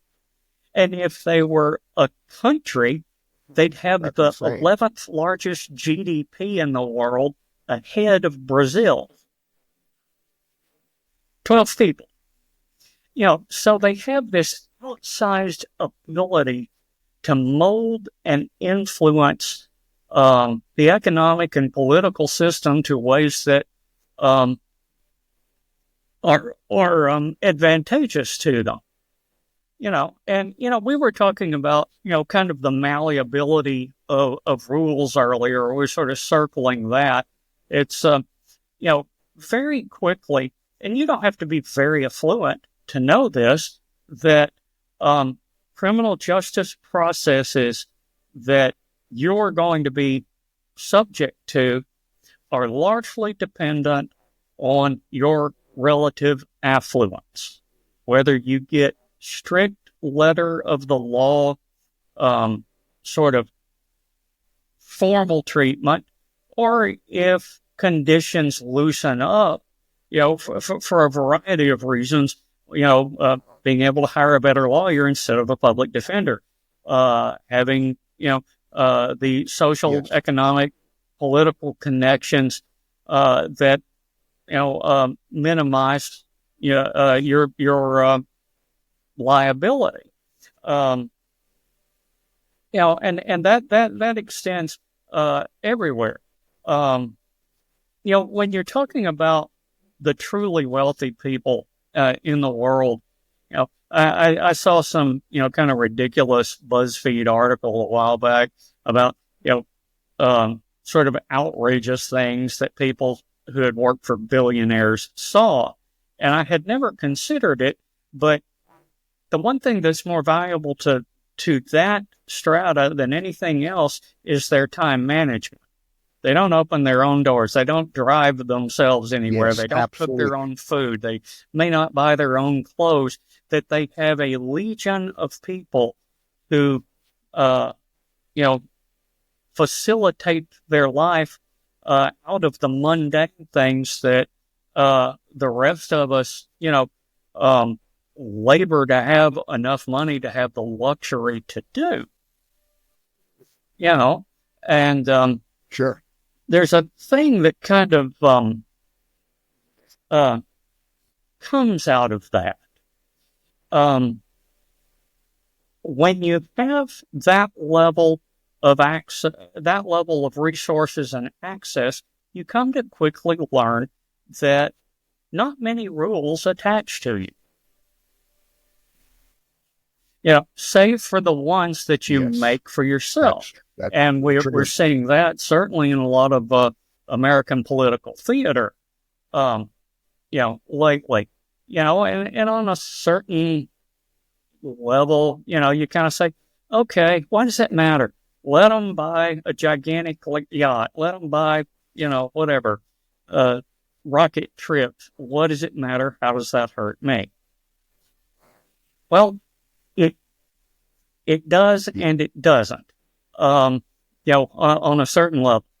But as we've talked about, manipulation of public policy, and this strata of people tend to be kind of authoritarian in their dealings, and so when they're integrated into the bureaucracy, even at the highest level positions, they don't have a decision or a life matrix that mirrors common people sufficiently to trust them, in my opinion, with, important public policy, directives.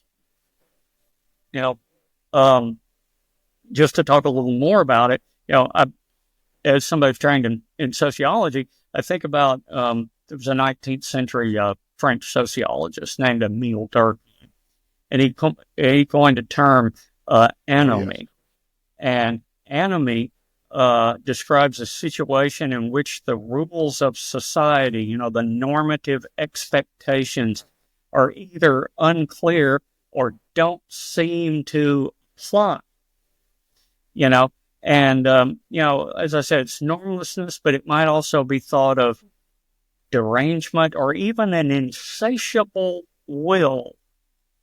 The malady of the infinite is what Durkheim called it. And Durkheim said, let me get this right, one does not advance when one walks toward no goal, which is the same thing when his goal is infinity. In a society which, fashioning us in its image, fills us with religious, political, and moral beliefs that control our actions. So, you have these people that live in this anomic reality of no fetter. And then suddenly they are, charged with creating or guiding public policy. That becomes a problem. Yes, and I think on just the man on the street, all right, the man and woman on the street, as I pay attention to the things that people post on this topic, what I see more often than not, I think the problem they have that's even bigger than just this person has that much money is that part of how they've acquired this much money has come through bending the rules or creating new rules. So I get this sense that if people were acquiring that much using the same laws, same rules, same guidelines that everybody else operates under, that there'd be more people saying, you know what? Fair enough. You may or may not have had different advantages in life, but at least you're using the same rules that apply to me. So good on you. Now, clearly that wouldn't be everybody's feeling, but there would be more people thinking that way. But when people look and say, look, this guy didn't, the rules, the laws that existed were stifling his company's growth. So he went in and got the law changed. Now, the argument they have, of course, is that it was done legally, right? It was legal. But I think the fact that morality and ethics are not part of this discussion or the process we see, that's where the man and woman on the street have had it up to here. My question to you, Dr. Pate, what solutions are there, or are there really not any big, impactful solutions at our disposal? There has always been a disparity in wealth in larger organized societies. And sometimes that negatively impacts the vast majority of people, and sometimes it's less so. It's not that there aren't people in, we talked about Norway, who have a great deal of money. Right. Certainly they are, but they are not allowed through lawmaking and a system of taxation to have outsized influence. Their political structure is less amenable to those kinds of corrosive forces. And when you have a system as we have in the U.S., where it is virtually pay to play in terms of policy, you have to expect what we get. And, I say this a little tongue-in-cheek, but pretty quickly we're closing on an era of, lords and peasants, and certainly it will not resemble feudal Europe, and there won't be land divided into fiefdoms, but there will be corporate fiefdoms. There already are corporate fiefdoms. And, you're right. They bend policy to help, their company succeed, which is a rational thing to do. Why wouldn't you? This law makes it harder for me to make a profit. Let's change that law. Until, workers die in your factory, or the river catches on fire, or species are made to, killed into extinction, things like that. And then you have to have, as you suggested, more ethical balancing tests. What do we really want as people, and who do we really want to be as a people? And I think history well supports that great fortunes are seldom made without great exploitation, even if that exploitation is not readily visible. You'll notice in Walmart that, 30 years ago had a legion of Made in America signage all throughout the stores and wore that as a great badge of courage. You don't see that anymore. One, the American worker was too expensive, but that chain has figured other ways to subvert that. But two, the exploitation of foreign factories is easier to hide.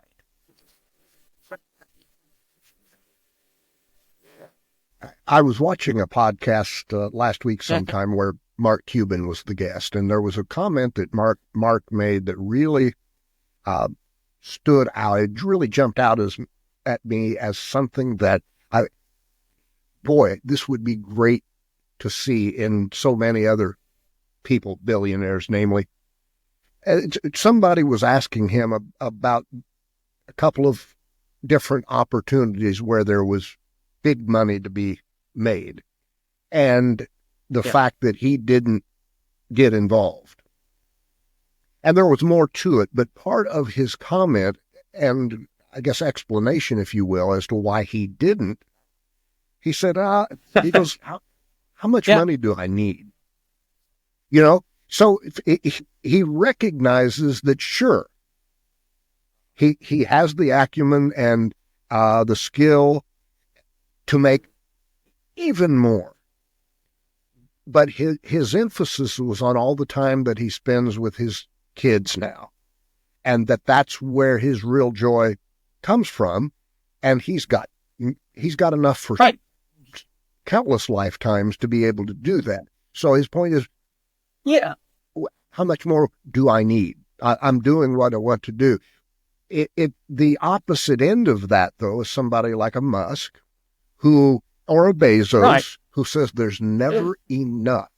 If 266 billion is good, then let's double it and go over 500 billion. That's the mindset that is, I think, to me, what's going to get us in trouble and that's a mindset, I think, that is one that is absent the moral and ethical aspects.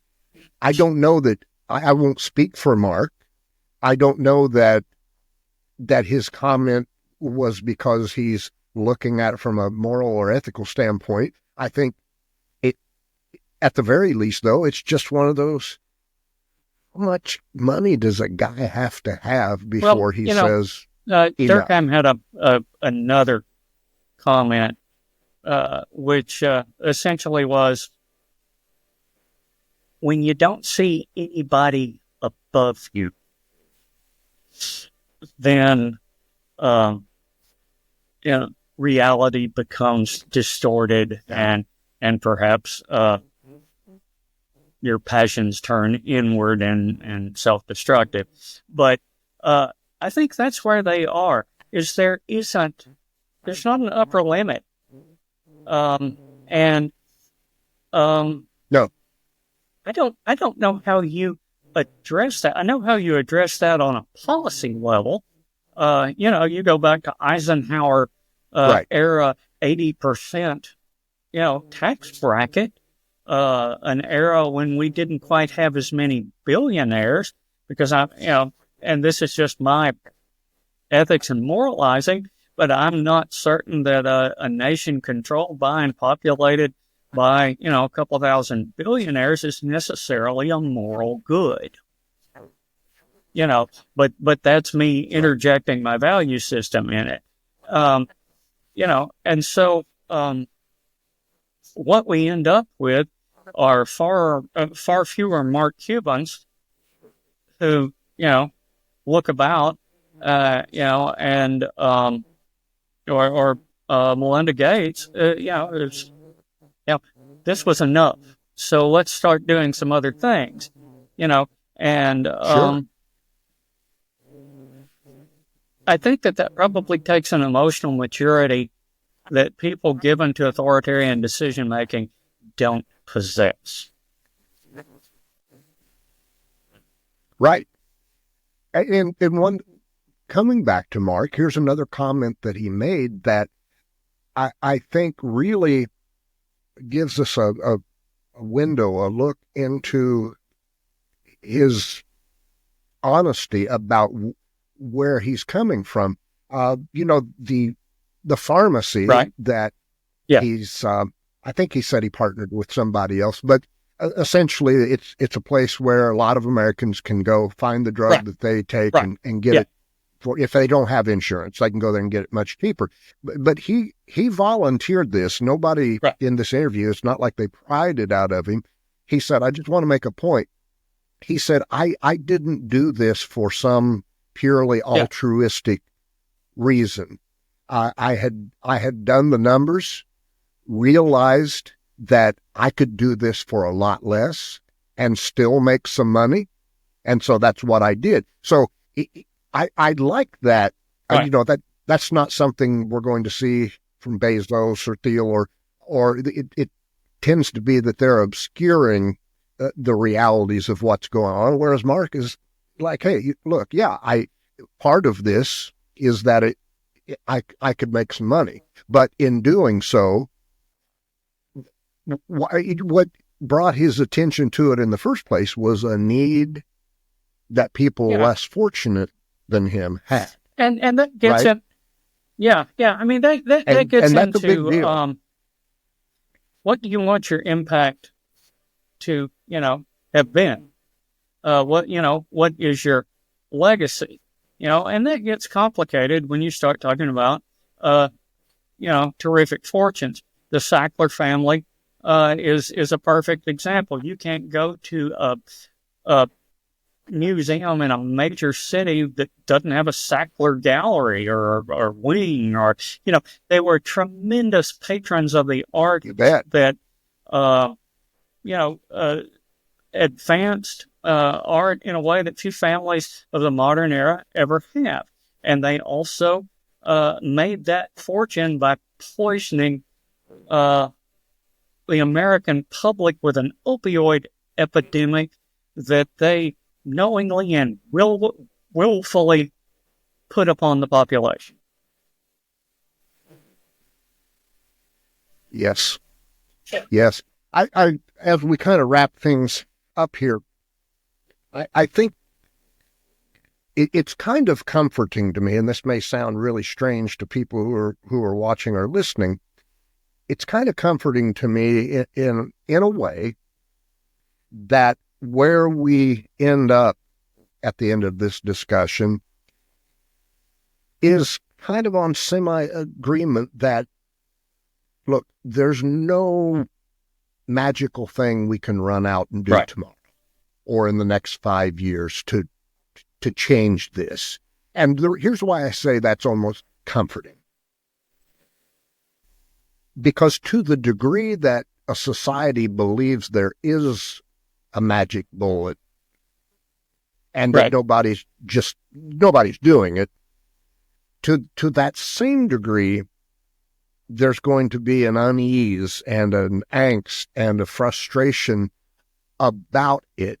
And so I guess looking at it from a psychological perspective, sometimes in life, and I'm not saying that this is necessarily the approach we should take on the entirety of this subject, but there are some aspects of this that sometimes you just get to a place where you have to accept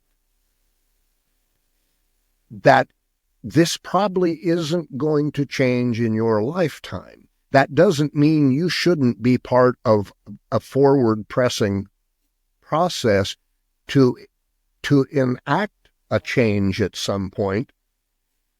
But I think more is accomplished when the people involved are willing to work hard without expecting that the returns come in their lifetime. Small policy moves can have big influence. And that's how we move the nation forward.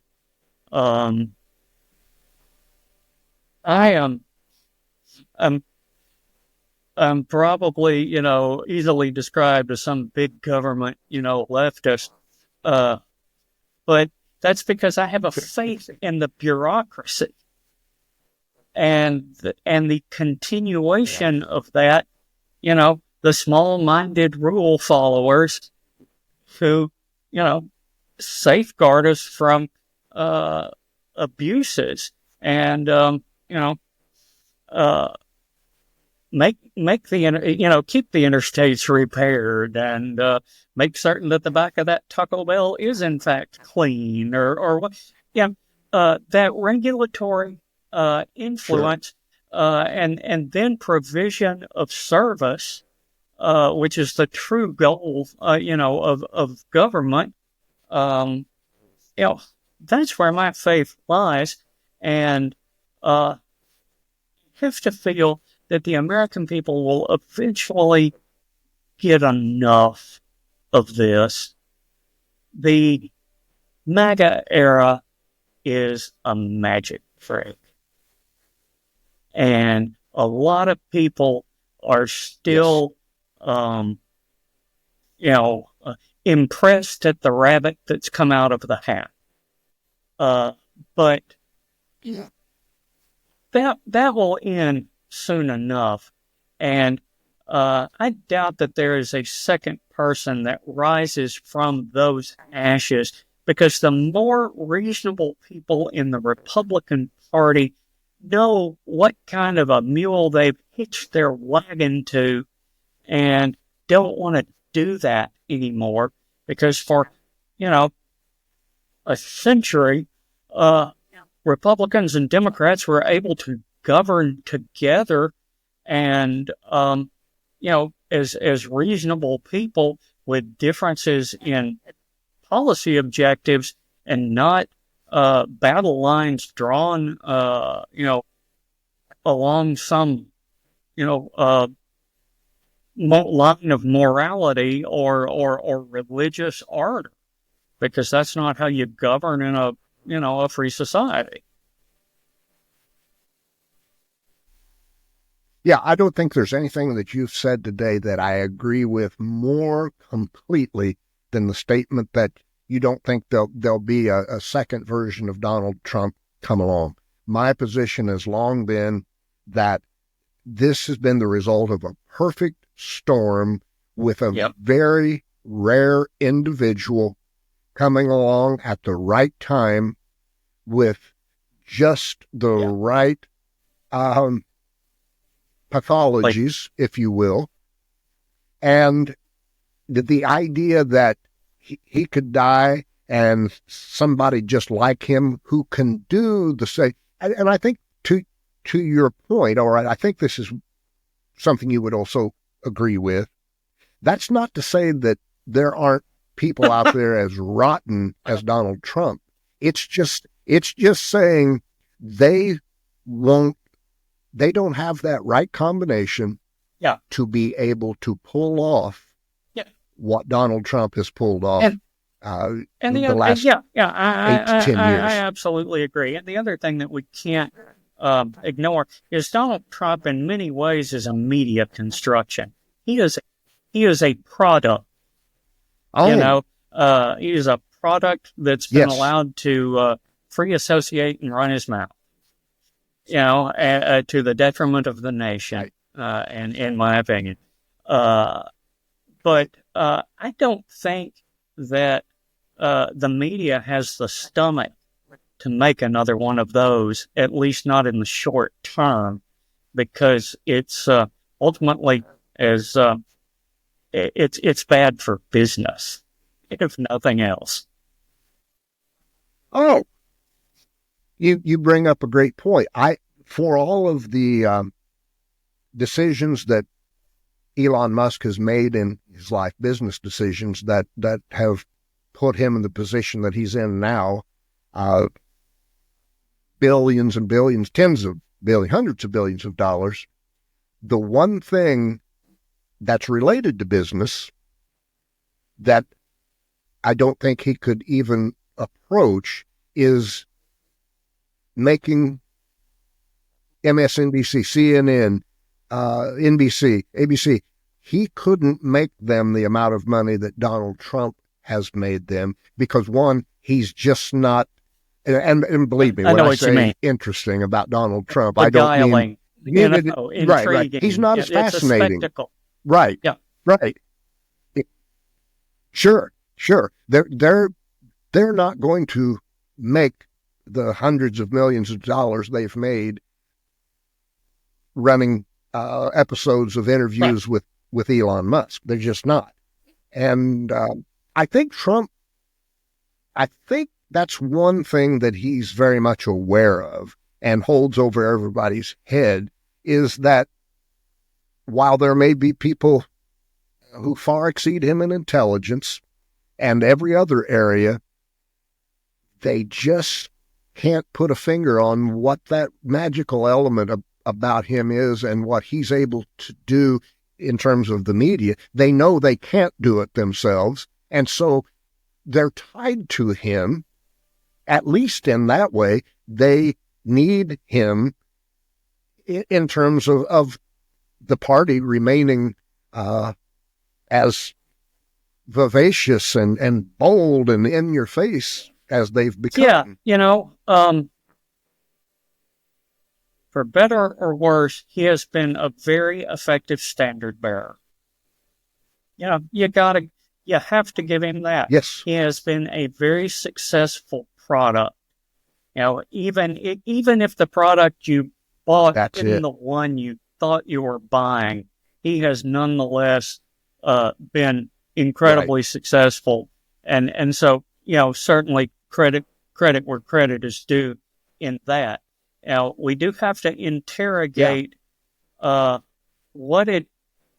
things about him that are appealing to such a large percentage of the population. Why are they appealing, and what does that say about that segment of the population and their vision for America?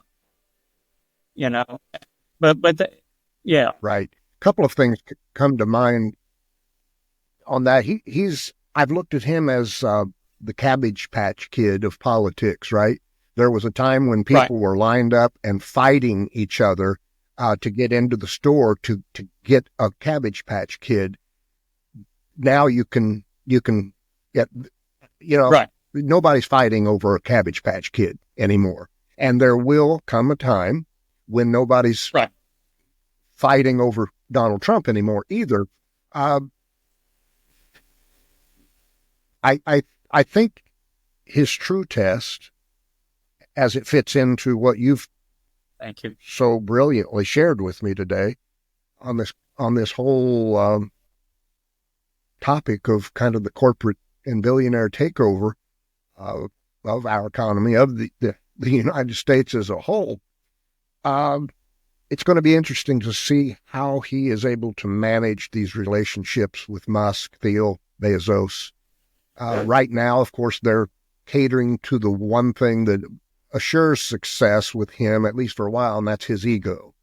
The second thing they're bringing is money.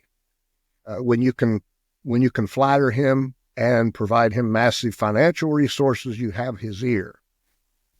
Up until the point he feels like you've stabbed him in the back.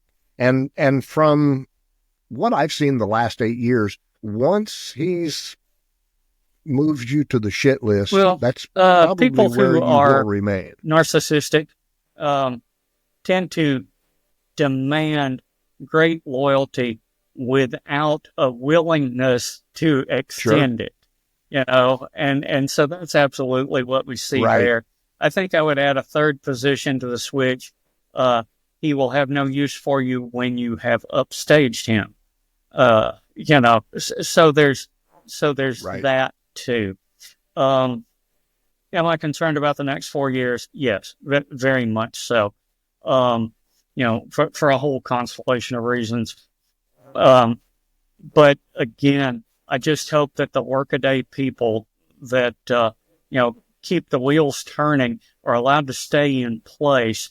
And I believe that, they're, ridiculous things like getting rid of the Department of Education. That's not going to happen. It sounds good, and it panders to a segment of the population that's been taught to fear educated people, and taught to fear science and see it as a threat.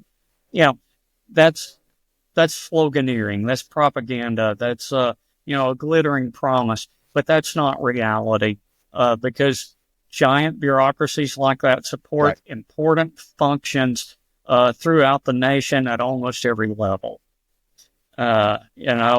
Yes.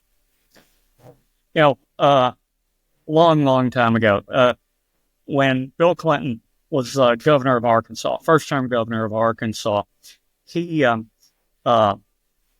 did some things that raised was either the license fee or the registration tax on vehicles. And that caused such a moral outrage, that one thing, that he was defeated by Frank White the next election cycle.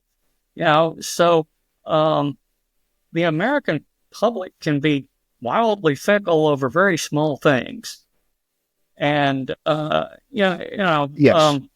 So I have faith in most of us to keep the ship right. And one thing I would say, because I've talked about, just to circle back, talked about fragility a whole lot today, and what that looks like. And I think it's important to say, is the United States, according to many of these rankings, the most stable country on Earth? Probably not. But, is the United States on the doorstep of becoming human? No. And that's just not going to happen. Right. And so it's not about guarding against some kind of abject failure, but finding a way to be a better version of the nation that we could be, that we know is out there, that is more inclusive, that doesn't look at difference as a threat, that values education, that does the things necessary to make neighborhoods crime-free, no matter where they exist, or to guard against as much harm as possible. And so, that's where my faith lies, and that's where I think we have to focus our efforts, in being a better version of a pretty great place. I agree with so much of what you just said. One thing I might add to that is one of the reasons I guess I do agree with you in that not all of these horrible things that Donald Trump has said that he's going to do are going to happen is this. One reason the large sect of our society believes those things are going to happen is because the media has reinforced those things happening, and the media reinforced those things happening because those were the stories that they were salacious, the most money. They were engaging, and right. Here again we circle back to media consolidation, and while things like your podcast and thousands of other outlets that give a deep exploration to social issues are out there. The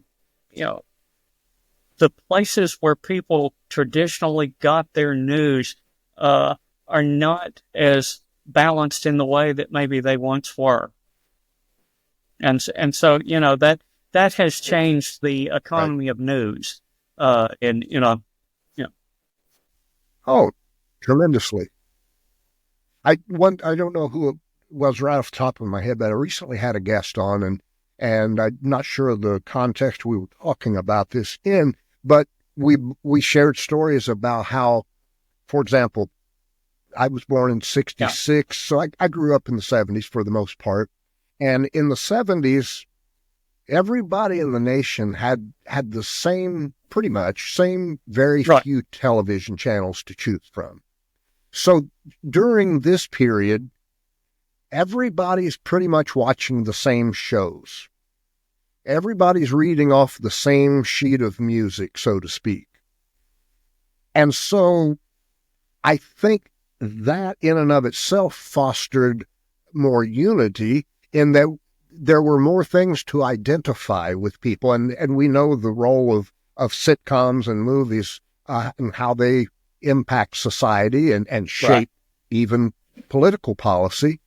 So now it could be a situation now where if you take the people on your block on a given evening, none of the households are watching the same television show. So it's like we've been fragmented, at least in that respect, in terms of what we watch and what we listen to and the people we talk to. That kind of becomes our own self-created world. Well, to your point, coming back to the news, there was a time you were either getting your news from Walter Cronkite or Harry Reasoner, right? Now it's almost unlimited, especially if you get into the online news or the podcast type news. I mean, there are literally hundreds, if not thousands, of places all putting their own slant. There's some benefits and there's some drawbacks. Obviously that's sort of a nothing observation, but it's kind of the tyranny of too many choices in one respect. But it also provides a variety of perspectives that we didn't have. You weren't being told the news by, one middle-aged white man or another, speaking primarily to middle-aged white men. Right, which is what was. And so that really didn't reflect the diversity of our nation, even then. But then it becomes, how do you teach the American news consumer to be a smarter consumer, to discern difference? And that comes back to those critical thinking skills that we were talking about at first, being able to evaluate evidence, being able to, follow logic or identify where logic has fallen off, those kinds of things. Not to blame social media, but social media has not increased those skills. And, No, it has not. No. It makes errant ideas much easier to spread. As the demotivator says, sometimes none of us is as dumb as all of us, Right. Well, the way I've described that to my wife kind of jokingly, but there's an element to it, there's an element of truth to it as well. But in discussing one of the impacts I think social media has had on society, I always say, until social media came along, I had no idea how many different ways I disagreed with so many of the people that I know. Right?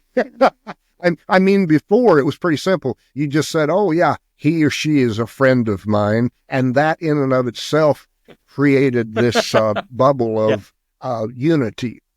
But then social media came along, and it's a public diary for a lot of people. And you get these intimate looks at their life. And it's easy to focus on the differences rather than the sameness. And as you point out about so many things, there are benefits to that as well. But I think the number of variables that it dumps into the equation so quickly. I think it is naive to assume that those variables are benignly assigned, or that things are just happenstance, while you're interacting with your quote unquote friends, there are many things happening in the background. That, and that's not some kind of kooky conspiracy theory, but that's, no, not things at all. are being been and aggregated and measured and reconciled and, marketed to. And, a lot of that's, very useful. Maybe I didn't know I needed those shoes, or whatever it is. I'll give you a recent example and one I found quite funny, but it speaks directly to the point you just brought up. Don't know if you're familiar with it all. It's an old kind of Christmas themed movie. Mm-hmm. It's called It Happened on Fifth Avenue. Oh, and that's kind of a favorite old movie of mine that I watch every Christmas season. And so my wife and I were watching that one evening, and the gentleman, Mr. Aloysius, that comes in, he's the hobo, and he comes in and he gets into the wardrobe of the man who owns the house, and he's got this robe on, and it's got silk, and it's a very loud robe. I'm talking to my wife on right after that scene, and I said to her, honey, I think I'm going to get myself a robe just like that. And of course she laughed. The next morning, so this was 10:30 p.m. The next morning I came in, sat down at my laptop, fired it up, and on my laptop were ads featuring robes. You and I should visit again, and when we'll talk about the Surveillance Society. I'd like that. That. That would be a fascinating episode. Yeah, we'll do that. Well, listen, Dr. Pate, we had originally talked about doing an hour, and here we are at 2.5 hours, but it tells me that you and I are probably a couple of people who could sit and talk endlessly about things and enjoy every minute of it. So let's make it a point to have you back on at some point in the future, and we'll talk about another area of life. I would love it. Jack, thank you so much for the invitation to come on your program. I've been a fan for a long time. I love what you do here, and it's just been a real honor to be a part of it. So thank you. Oh, likewise. I can say I am walking away from this with a lot to think about. I learned a lot, and I just love the fact that I get to have people such as yourself come on and sit down with me one-on-one and get to learn from you and pick your brain. And that's always a pleasure. So I truly appreciate the time you've committed to me today. I'm in debt to you for sure. We'll get back together soon. In the meantime, sir, keep doing what you're doing. Good deal. And Thank you, we'll Jack. talk about it more in the future. Thank you.